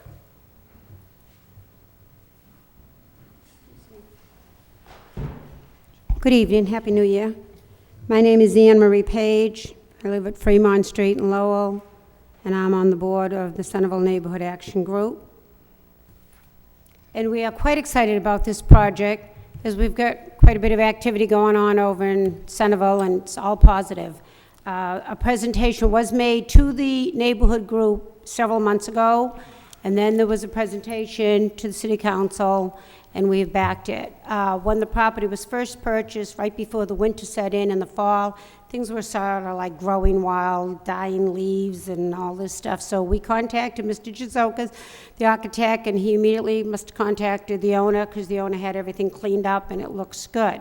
So the big pink building is sitting there, and we know it's going to come down, and it will be good. This is a good project. We are thrilled with the fact that it is a professional building. The last thing we need is any more food in the city. And so we're quite excited about this nice professional building.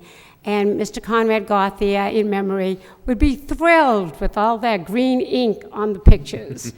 He loved green space. Green was his favorite word. So we have seen the pictures. We've seen them at the beginning. We've seen the changes. We are quite excited about this project and looking forward to the spring. And as Pat said, our main thing is keep it neat, keep it clean, keep it green, and should you have to put up with the terrible dumpster, please fence it in a nice way. Thank you. Welcome to the neighborhood. Thank you. Anyone else like to speak in favor of the project? Anyone else in favor? In favor? In favor? Hearing none, that portion of the public hearing is closed. Anybody like to speak in opposition? In opposition? In opposition? Hearing none, that portion of the public hearing is closed. Before I turn it over to the other board members, let me just pick up where the Neighborhood Association left off. Jim, can you just address the question that they mentioned about the dumpster, where you're going to put it and how you're going to keep that screened? I know you're going to keep it screened because that's our requirement. Absolutely, no problem. Behind the building is proposed the dumpster location, and we also have condensing units also proposed in that area. So everything will be well behind the building, easily accessible by the units, but not easily visible by any passerbyers. And you'll keep that screened, obviously, because Yeah, that's we one of can our screen requirements that, of the no site problem. plan? Yep. Okay. And I think the new president had a question of whether you're going to go 1 to 3 businesses or 1 to 5. Could you answer that for her, please? Yeah, ideally, we'd love to just get one tenant. My client is would be pretty excited to get one longevity tenant in there. They're trying to get whichever comes in, how many people want, how much per square footage per Right. per tenant to Right. use up how much space you'd need? Yeah. The rhythm of the facade, let me just flip it over. Just gives maybe 3 would be nice. 5 is how the space is broken up, but it doesn't need to be that. It's just how the the bathrooms and everything else internally works. There's ratios internally as well as externally, as you know. So So would you say 5 would be the maximum then? I can't imagine it being sliced up any more than that. 5 would never, I mean, that's... And you'd like to have as few as possible? 5 is ideal for a 1 to 2 person practice. It gives you 1 bathroom, gives you about 1,000 square feet. So it'd be 1 profession with maybe a couple staff, and that's it. So, but that would eat up parking quite quickly because of the way they calculate it. So. And that gets back to the building permit per parking spaces per unit. Exactly, Which would be right. controlled by the city departments. It would definitely be controlled by Kathy, yeah, zoning officer. Right. Okay. Thank you. Thank you. At this point in time, any of the board members have any questions? Mr. Lockhart? Just outside lighting, Jim, and how it might impact the butters, I'll let, Hushi, in the parking areas and everything, what do you propose? You want to know about your lighting plan, how that's gonna, stay on site without interfering with any of the neighbors' lighting? Just how your lighting plan. Exterior lighting plan, just, I know you haven't installed wall packs, are they? Yes, the wall packs are on the walls and on the front columns. Is that all? And the wattage as proposed on the plan is such that it has been consulted with the electricians. It's such that it will just, the illumination will be provided right locally on site. So there's no pole wall lighting packs. anywhere? Any pole lighting? And no pole lighting? There are just no wall- pole lightings, no. Okay, that's all. No, it's only, no pole lightings. The security lights on the back will be just for the back, just for that 3 foot, just for security. If Yeah, needs be, it's shown on the plan. Right. And the front will be right on the face of the columns in front. There are no light poles, no. Anything else, Fitch? No, that's all. Mr. Fischett, any questions? Comments? Just more of a comment, Mr. Chairman. I, again, applaud the petitioner, and it's a lot easier. I think you addressed every comment that was listed in the letter from the planning department regarding the open space, because I was concerned when I saw the original plan with the buffers, but certainly complying with that. It's a key site. We talked about this at the pre-application hearing. It's the transition between the traditional neighborhood, and we start to get to a more automobile-oriented business district at that point. So it's a terrific transition from the Demoulas site to the neighborhood, and I think you've captured that and respected that. So I'm certainly, barring any comments from the engineers department regarding the drainage on the site, and I'm assuming I'm not anticipating any issues with that, but certainly pleased with what you have here before us. Thank you. Mr. Gentleman, any questions, comments? Thank you, Mr. Chairman. No, it looks like a good project. Good to see the Centerville Neighborhood Action Group here tonight. You guys do a great job, and it's obvious in recent developments in your neighborhood. Street looks pretty good. Bridget Street is looking up, I think. I had a couple questions. Looks like that you're not going to meet the 5-foot buffer on the south side of the project, or the bottom side of that. Is that true? We are now. Yeah.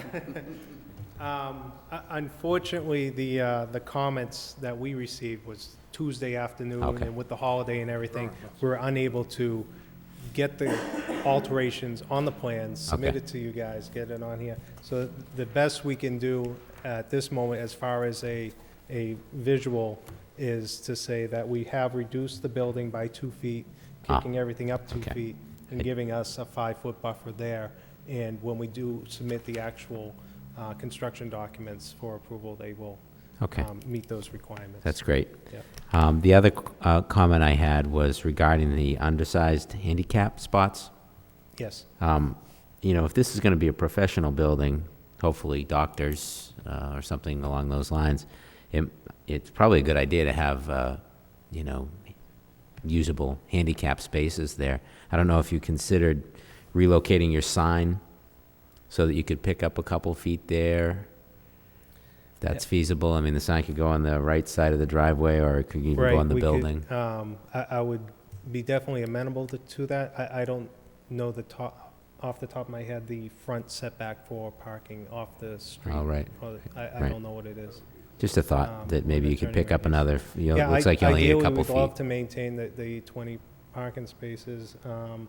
If we can take a couple feet here, a couple feet there. Right.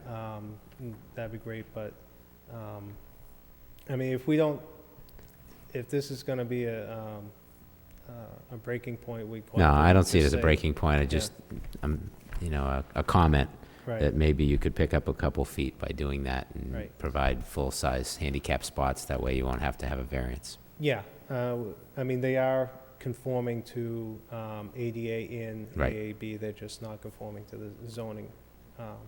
But there's 24 feet wide of space for two vehicles to come in and use. The widest a vehicle can be on the road is 8 feet. Right. But that door coming down and opening up and accessing, it gets pretty cumbersome. Sure, I understand. The only other comment I had is, Aaron, I had a question for you, and we've talked about this before, but regarding the parking permits, you know, the worst thing that can always happen in these developments is we plan it for, service for professionals, and you end up getting a pizza takeout place in there, and then the parking goes through the roof. How diligent are the city departments about ensuring that, if there's multiple tenants in this building, that we're not going to be double counting spaces and that sort of thing? Yeah, I would have to say that Kathy Murphy, who is the zoning administrator, is rather diligent on this. Jim probably could speak to it Yeah, I better can than I could. definitely attest to her diligence on that matter. And I think, Jim, you mentioned earlier that if there was a situation down the line where a tenant, the fifth tenant, turned out to be a takeout or a use that put them in a situation where there was enough parking spaces, they would actually need to get a variance, not a special permit. So the burden for the applicant to get the variance is more difficult than a special permit. So it's even that's an additional step to make that work. So it's really on the shoulders of the developer to make sure that as they're filling out the space, that they're making sure that they have the parking that's gonna support that. Or they could be in a situation where they have, 500, 600 square feet or more of space that's just not usable. They can't rent it out because they don't have the parking spaces. Fair enough, that's all I have. The only question I have is, getting back, as I started off with, is with the handicap spots. I mean, if you could pick up that other spot, or, as indicated, we haven't had comments yet from the city engineer. Maybe that's something, Jim, you can speak to the city engineer about too, how they feel you can pick up that handicap. Sure, we'll have, Lucy will definitely. Under our bylaws, since we haven't had as you know, we haven't had the report from the city engineer, so all we can do is give you a conditional approval on that. Sure. And even if you are willing to work with even DPD, if you could, Aaron, think any other way to help satisfy that. I mean, I'm concerned, we all feel strongly about the need for handicapped people. Anybody who's even been temporarily handicapped for a short period of time. Oh, yeah, emphasize there's to the nothing people worse who than are a sprained permanently ankle handicapped and limping say, across, right. if you can walk, you're happy to do so. And the Yeah. ones who can't, they should have access. Absolutely. So whichever, if either through Division of Planning and Development, if you can pick that up, there's a spot. If you had to lose a spot, I'd have no problem recommending, okay, for variance to lose a spot to accommodate the handicap. I mean, when it comes to my feeling, I feel more strongly about them than if you lost one spot. 'Cause I don't think if you lost one spot on your project, would make or break your deal. I mean, Right. especially what type of businesses you have in there with, if it's professional use, how often are you actually gonna be filled max at the same point in time? Right. And even if that's the case, if two people are coming together, someone's gonna drop them off and go park in Market Basket. I mean, that's what people do. I mean, No, right. you know, Just right there. yeah, I mean, they're right next door, they'd say, I'll drop you off and come back, but if we could, just address that or look at that, I mean, Mr. Chairman brought up a good issue, if you could pick up some, the area towards the front, get that other spot in, I mean, I know you're sensitive to that too, Jim, about, when it comes down to the handicap, so, I think that's just a concern, so, besides that, I think, the project came along good, I know when it first came in, the neighborhood association was here, and we did the preliminary plan, and thought that this would be a nice transition, as indicated, to that part of the neighborhood going into the new market basket that's there, where it cuts from the residential into this type of professional unit buildings, and everything else looks fine on plan. You know, you have your snow storage, you have your parking. You did reduce the size of the building as requested by planning and development, so I applaud you for that. I applaud you for meeting with the neighborhood and working out a plan that's nice for the neighborhood.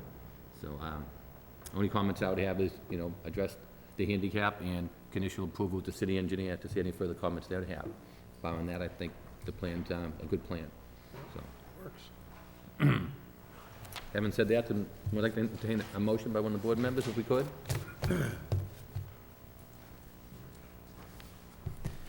Mr. Clermont's normally the maker of the motion, but in his absence, I will suggest that we move approval on this site plan.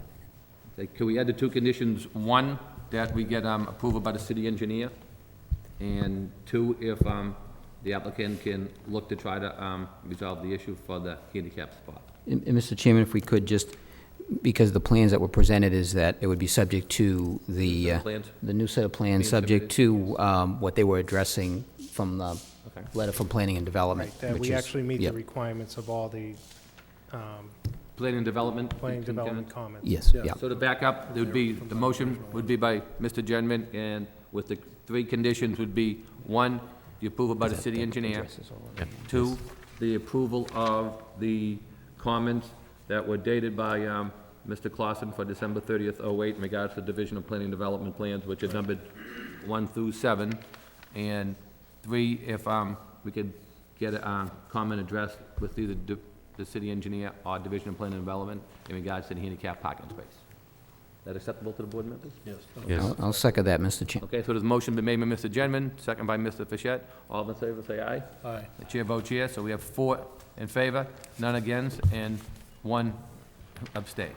Thank you very much, and good luck for your project. And thank you for Neighborhood Association for coming down again. Happy New Year. Good to see you. You got those, Aaron, no problem? Yeah. Okay, all right, thanks.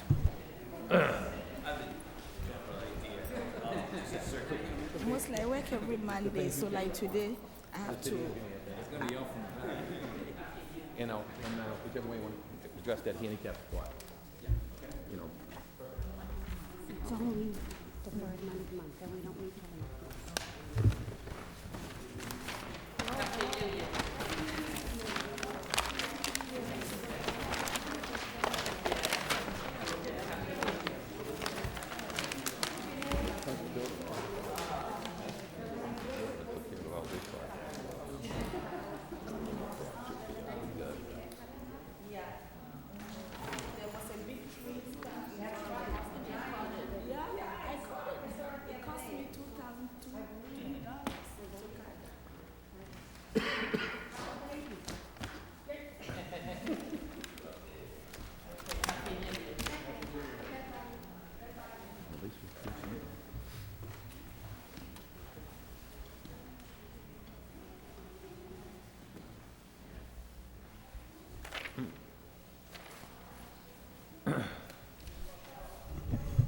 Okay, moving along, we have our old business, site plan and special permit, 76-80 Rogers Street, the old Mother Hubbard project.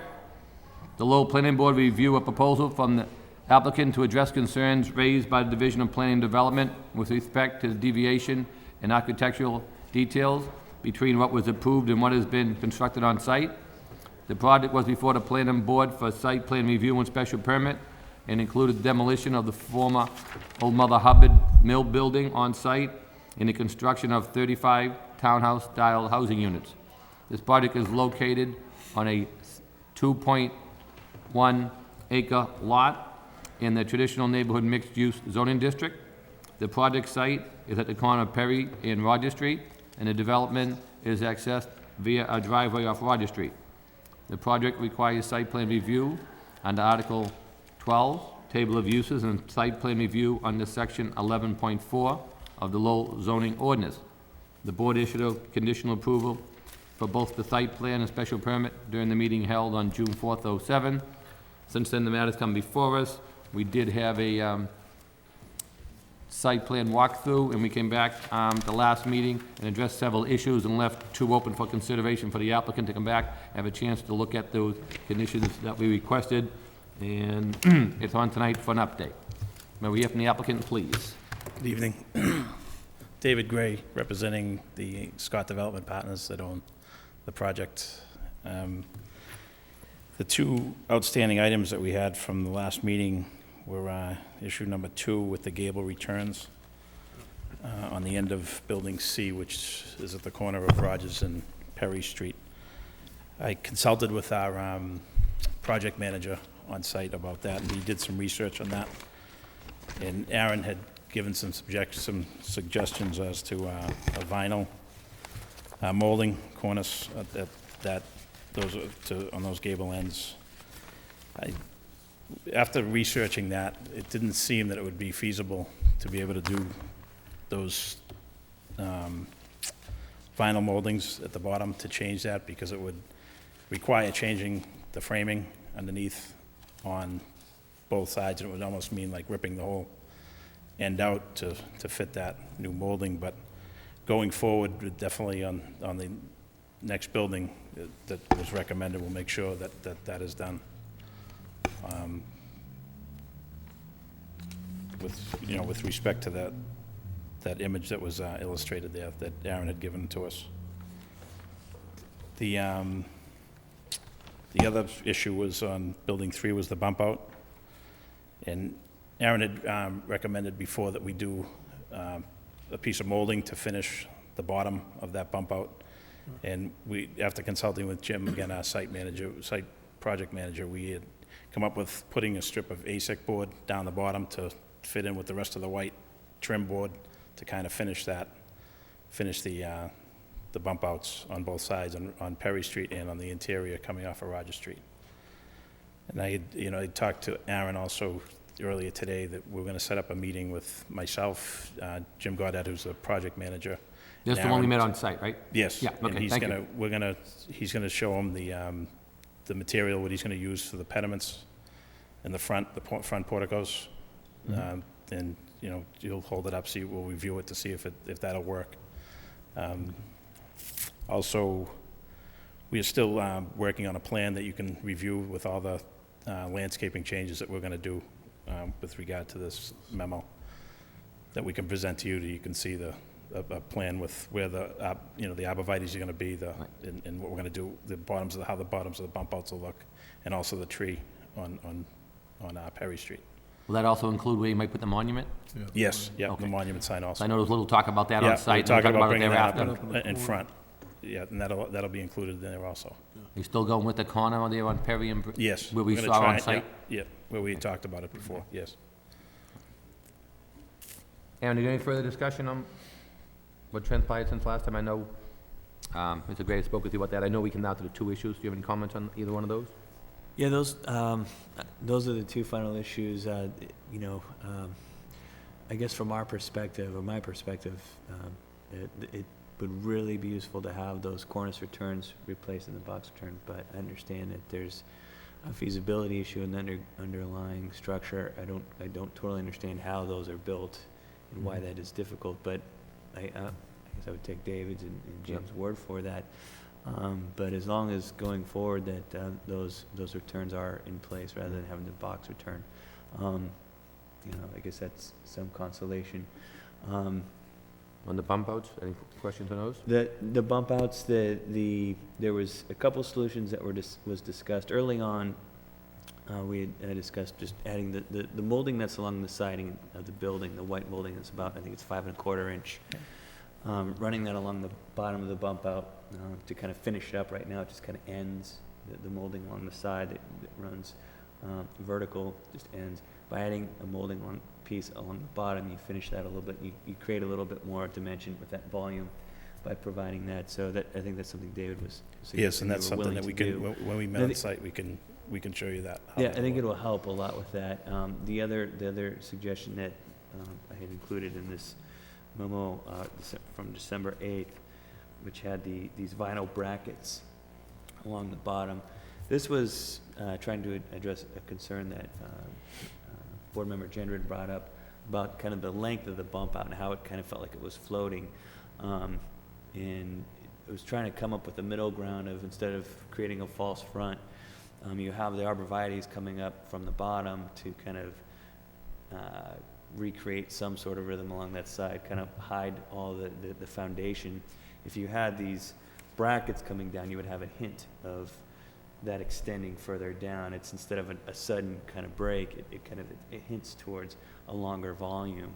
You know, that was just a suggestion, nothing that I thought would fix or kind of bring that back to life over there, but kind of a middle ground between building a false front, something that could kind of combine that bump out with the arborvitae a little bit more successfully. So I think you were just suggesting, though, a regular molding. The regular ASEC board molding. The on 4.5, on the bottom, 4, yes. 5 1/4, whatever. 5 1/4. So that'd be the on white bottom. color, same as the trim, Yeah, so it'll right? be the Yeah. same trim to frame in the. They'll kind of trim it in, make it. Same, fold. yeah, it'll be the same kind, because it does, as Aaron said, it does end there, and there's nothing there. It was a good suggestion to bring that over, get some ASEC board to finish that on both ends. Any board members have any comments on the two remaining issues? Mr. Chairman, if I may, just to ask Aaron a question, because I know one of the whole concept was to have this uniform look. And that's why it was important to have, at least on the porticos, to have that addressed, so that when you've got the porticos along Perry Street, you're gonna have that uniform look. Would it make sense, as far as the project as a whole, although I like the gable returns, where they've got the box gables now, would it make more sense to keep that consistent in what we were trying to achieve? I mean, I throw it out there for discussion. That's Address it now instead of later? Right. That's a very good point, and something that we struggled with in DPD of what would have a greater impact of improving or returning the project back to some, to its highest level, aesthetic level. And the uniformity question is definitely valid. You have the box cornices, particularly on Roger Street. That's where most of them are most visible. Most of the returns for the rest of the project are kind of on the side. You don't really see them as much. As we were discussing it, we kind of felt that having the cornice return instead of the box return, even though it wasn't uniform to what's along Roger Street, it would still be a better solution for the rest of the project, even though it's not exactly the same. It's a relatively small. It's a strange thing, because it's a relatively small element, but it's amazing that when you look at one building that has them and uses them, and one that has the full cornice return, the ability of them to really segregate the different areas, the different sections of the building vertically. So even though it does kind of take away some of the uniformity, we kind of felt in the department that moving forward, it still would look better for the remaining portion of the project to have the cornice return. I mean, I think the porticos were huge, and I know you've agreed to do that, which is because that really visually, your eye is drawn to that, and it's gonna wrap right around Perry and Roger Street, and that line is gonna be something that you pick up visually, so. Yeah, I've been toying with that myself as far as what would be best for the project, but that was really cool. The pediment is definitely a much more obvious, Yep. I think, element. It's more eye level, it's lower, it's larger, it sticks out more. So it's something that the uniformity question, I think, is a much bigger question. Right. If there's one non-existing, and you go around the corner and all of a sudden it's there, it totally changes. It doesn't look like a single project, which may have its positive and negatives as well. But definitely the pediment uniform, that I think is much more clear. Whereas when you get into the box cornice and the cornice return, again, it's a small, we're talking about an element about this size. And I was talking with Aaron today, with that pediment, we'll take a look at it with Jim before, and we'll come back to you with, what we're gonna do, instead of just putting something up there. We'll meet with Aaron and kind of work out what's gonna look the best on those porticos. Yeah, because the idea would be to, whatever you do there is to replicate exactly on the Perry Street side, and not to do something almost, as it really is to It'll be uniform for replicate that, the yeah, okay. Any further discussion, any board members? None? Mr. Chairman, any questions? Can you talk about, when you say the gable returns aren't feasible, what do you mean by that? Just the cost and expense of it to take that whole end down, the trim with the framing underneath, is, that's not my area of expertise. I relied on a project manager for that. He told me, explained what would have to happen. Do you know? It'd have to be reframed. The whole thing would have to be torn out, reframed. It would be a very costly Like thing what to do. kind of expense? Do you have an idea? Or? Thousands of dollars, and I didn't get an exact number, but. Yeah, I mean, and I appreciate you guys meeting us out there. I understand the situation that you're in, but this project to me is pretty disappointing because we spent a lot of time talking about it. We spent a lot of time on the details when it came before us. I personally had some issues with the congestion, but based on the recommendations that DPD had made and the kind of vision we had for what this was going to look like, I agreed that this is going to look good. It's going to be a nice project, but with some of the things that went with the product that we got there, it's disappointing. And the biggest thing to me is the location of the windows. I think that does, with windows missing and windows different sizes and kind of misaligned in some places, and I understand why you did that because of the construction on the inside, but I think it takes away from the aesthetic value of the property. I can appreciate that you've tried to make some concessions here and try to correct as many of the problems as you could. It'd be nice if you guys pushed a little harder, I think, but I do think you've made some of the changes that we've asked, but it's disappointing to me, and I really don't want to set a precedent that this is the type of thing that's acceptable, is to come before the planning board with a proposal, and then we end up with something different, and it's easier to beg forgiveness than to ask permission.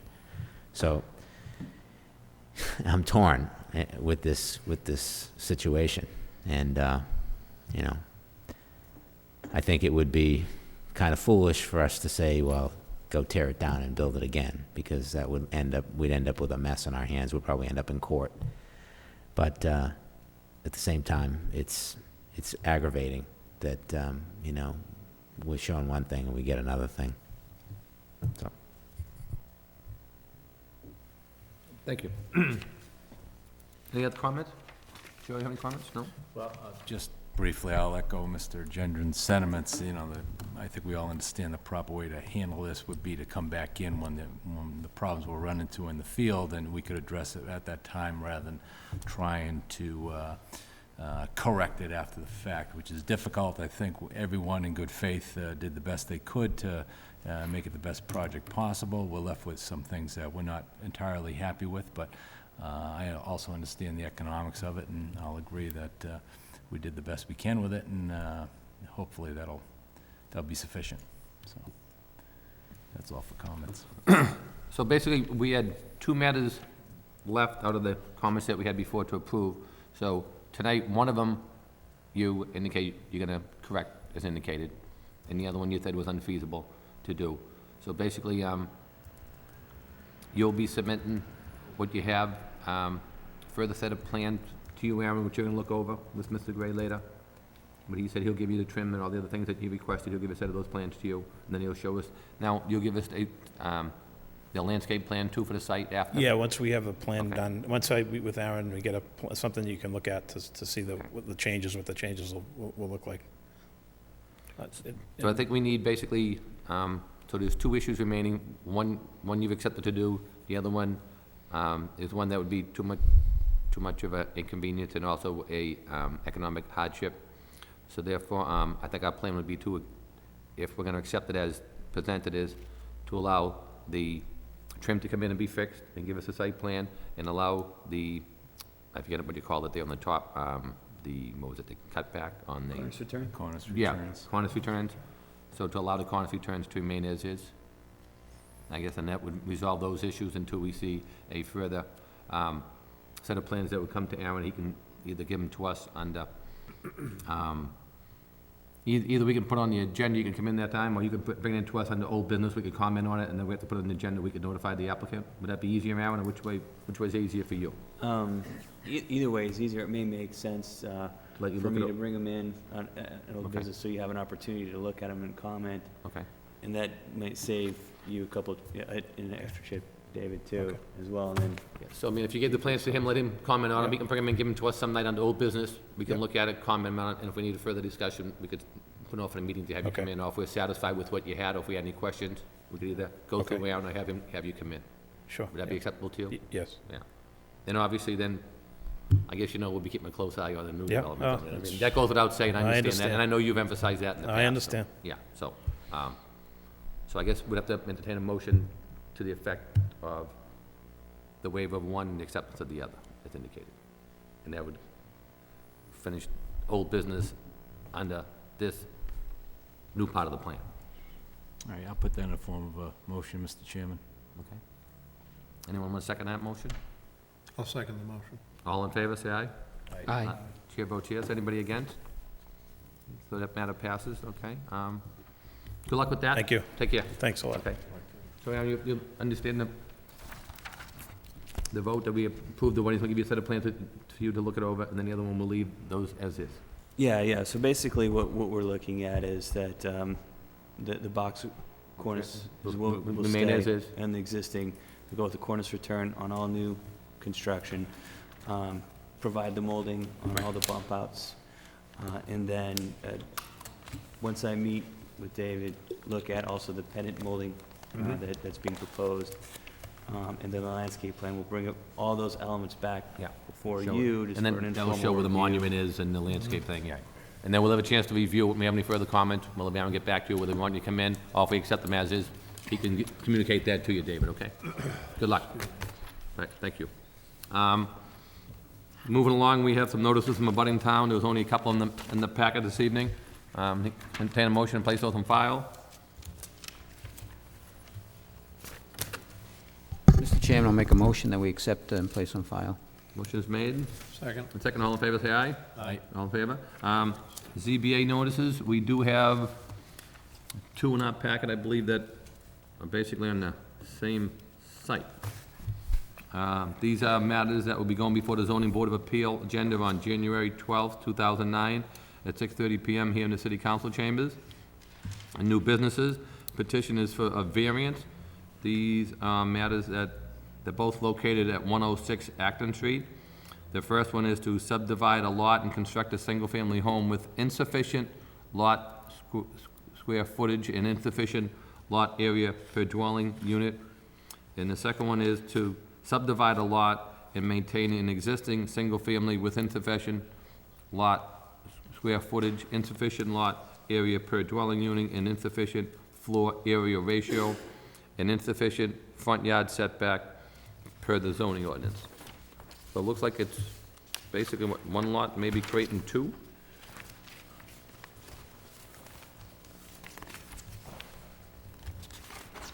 Mr. Chairman, I just, personally, I have issues with creating your own non-conforming lot. So from my standpoint, I understand to be further discussion, but my recommendation would be not to approve. I'll second that.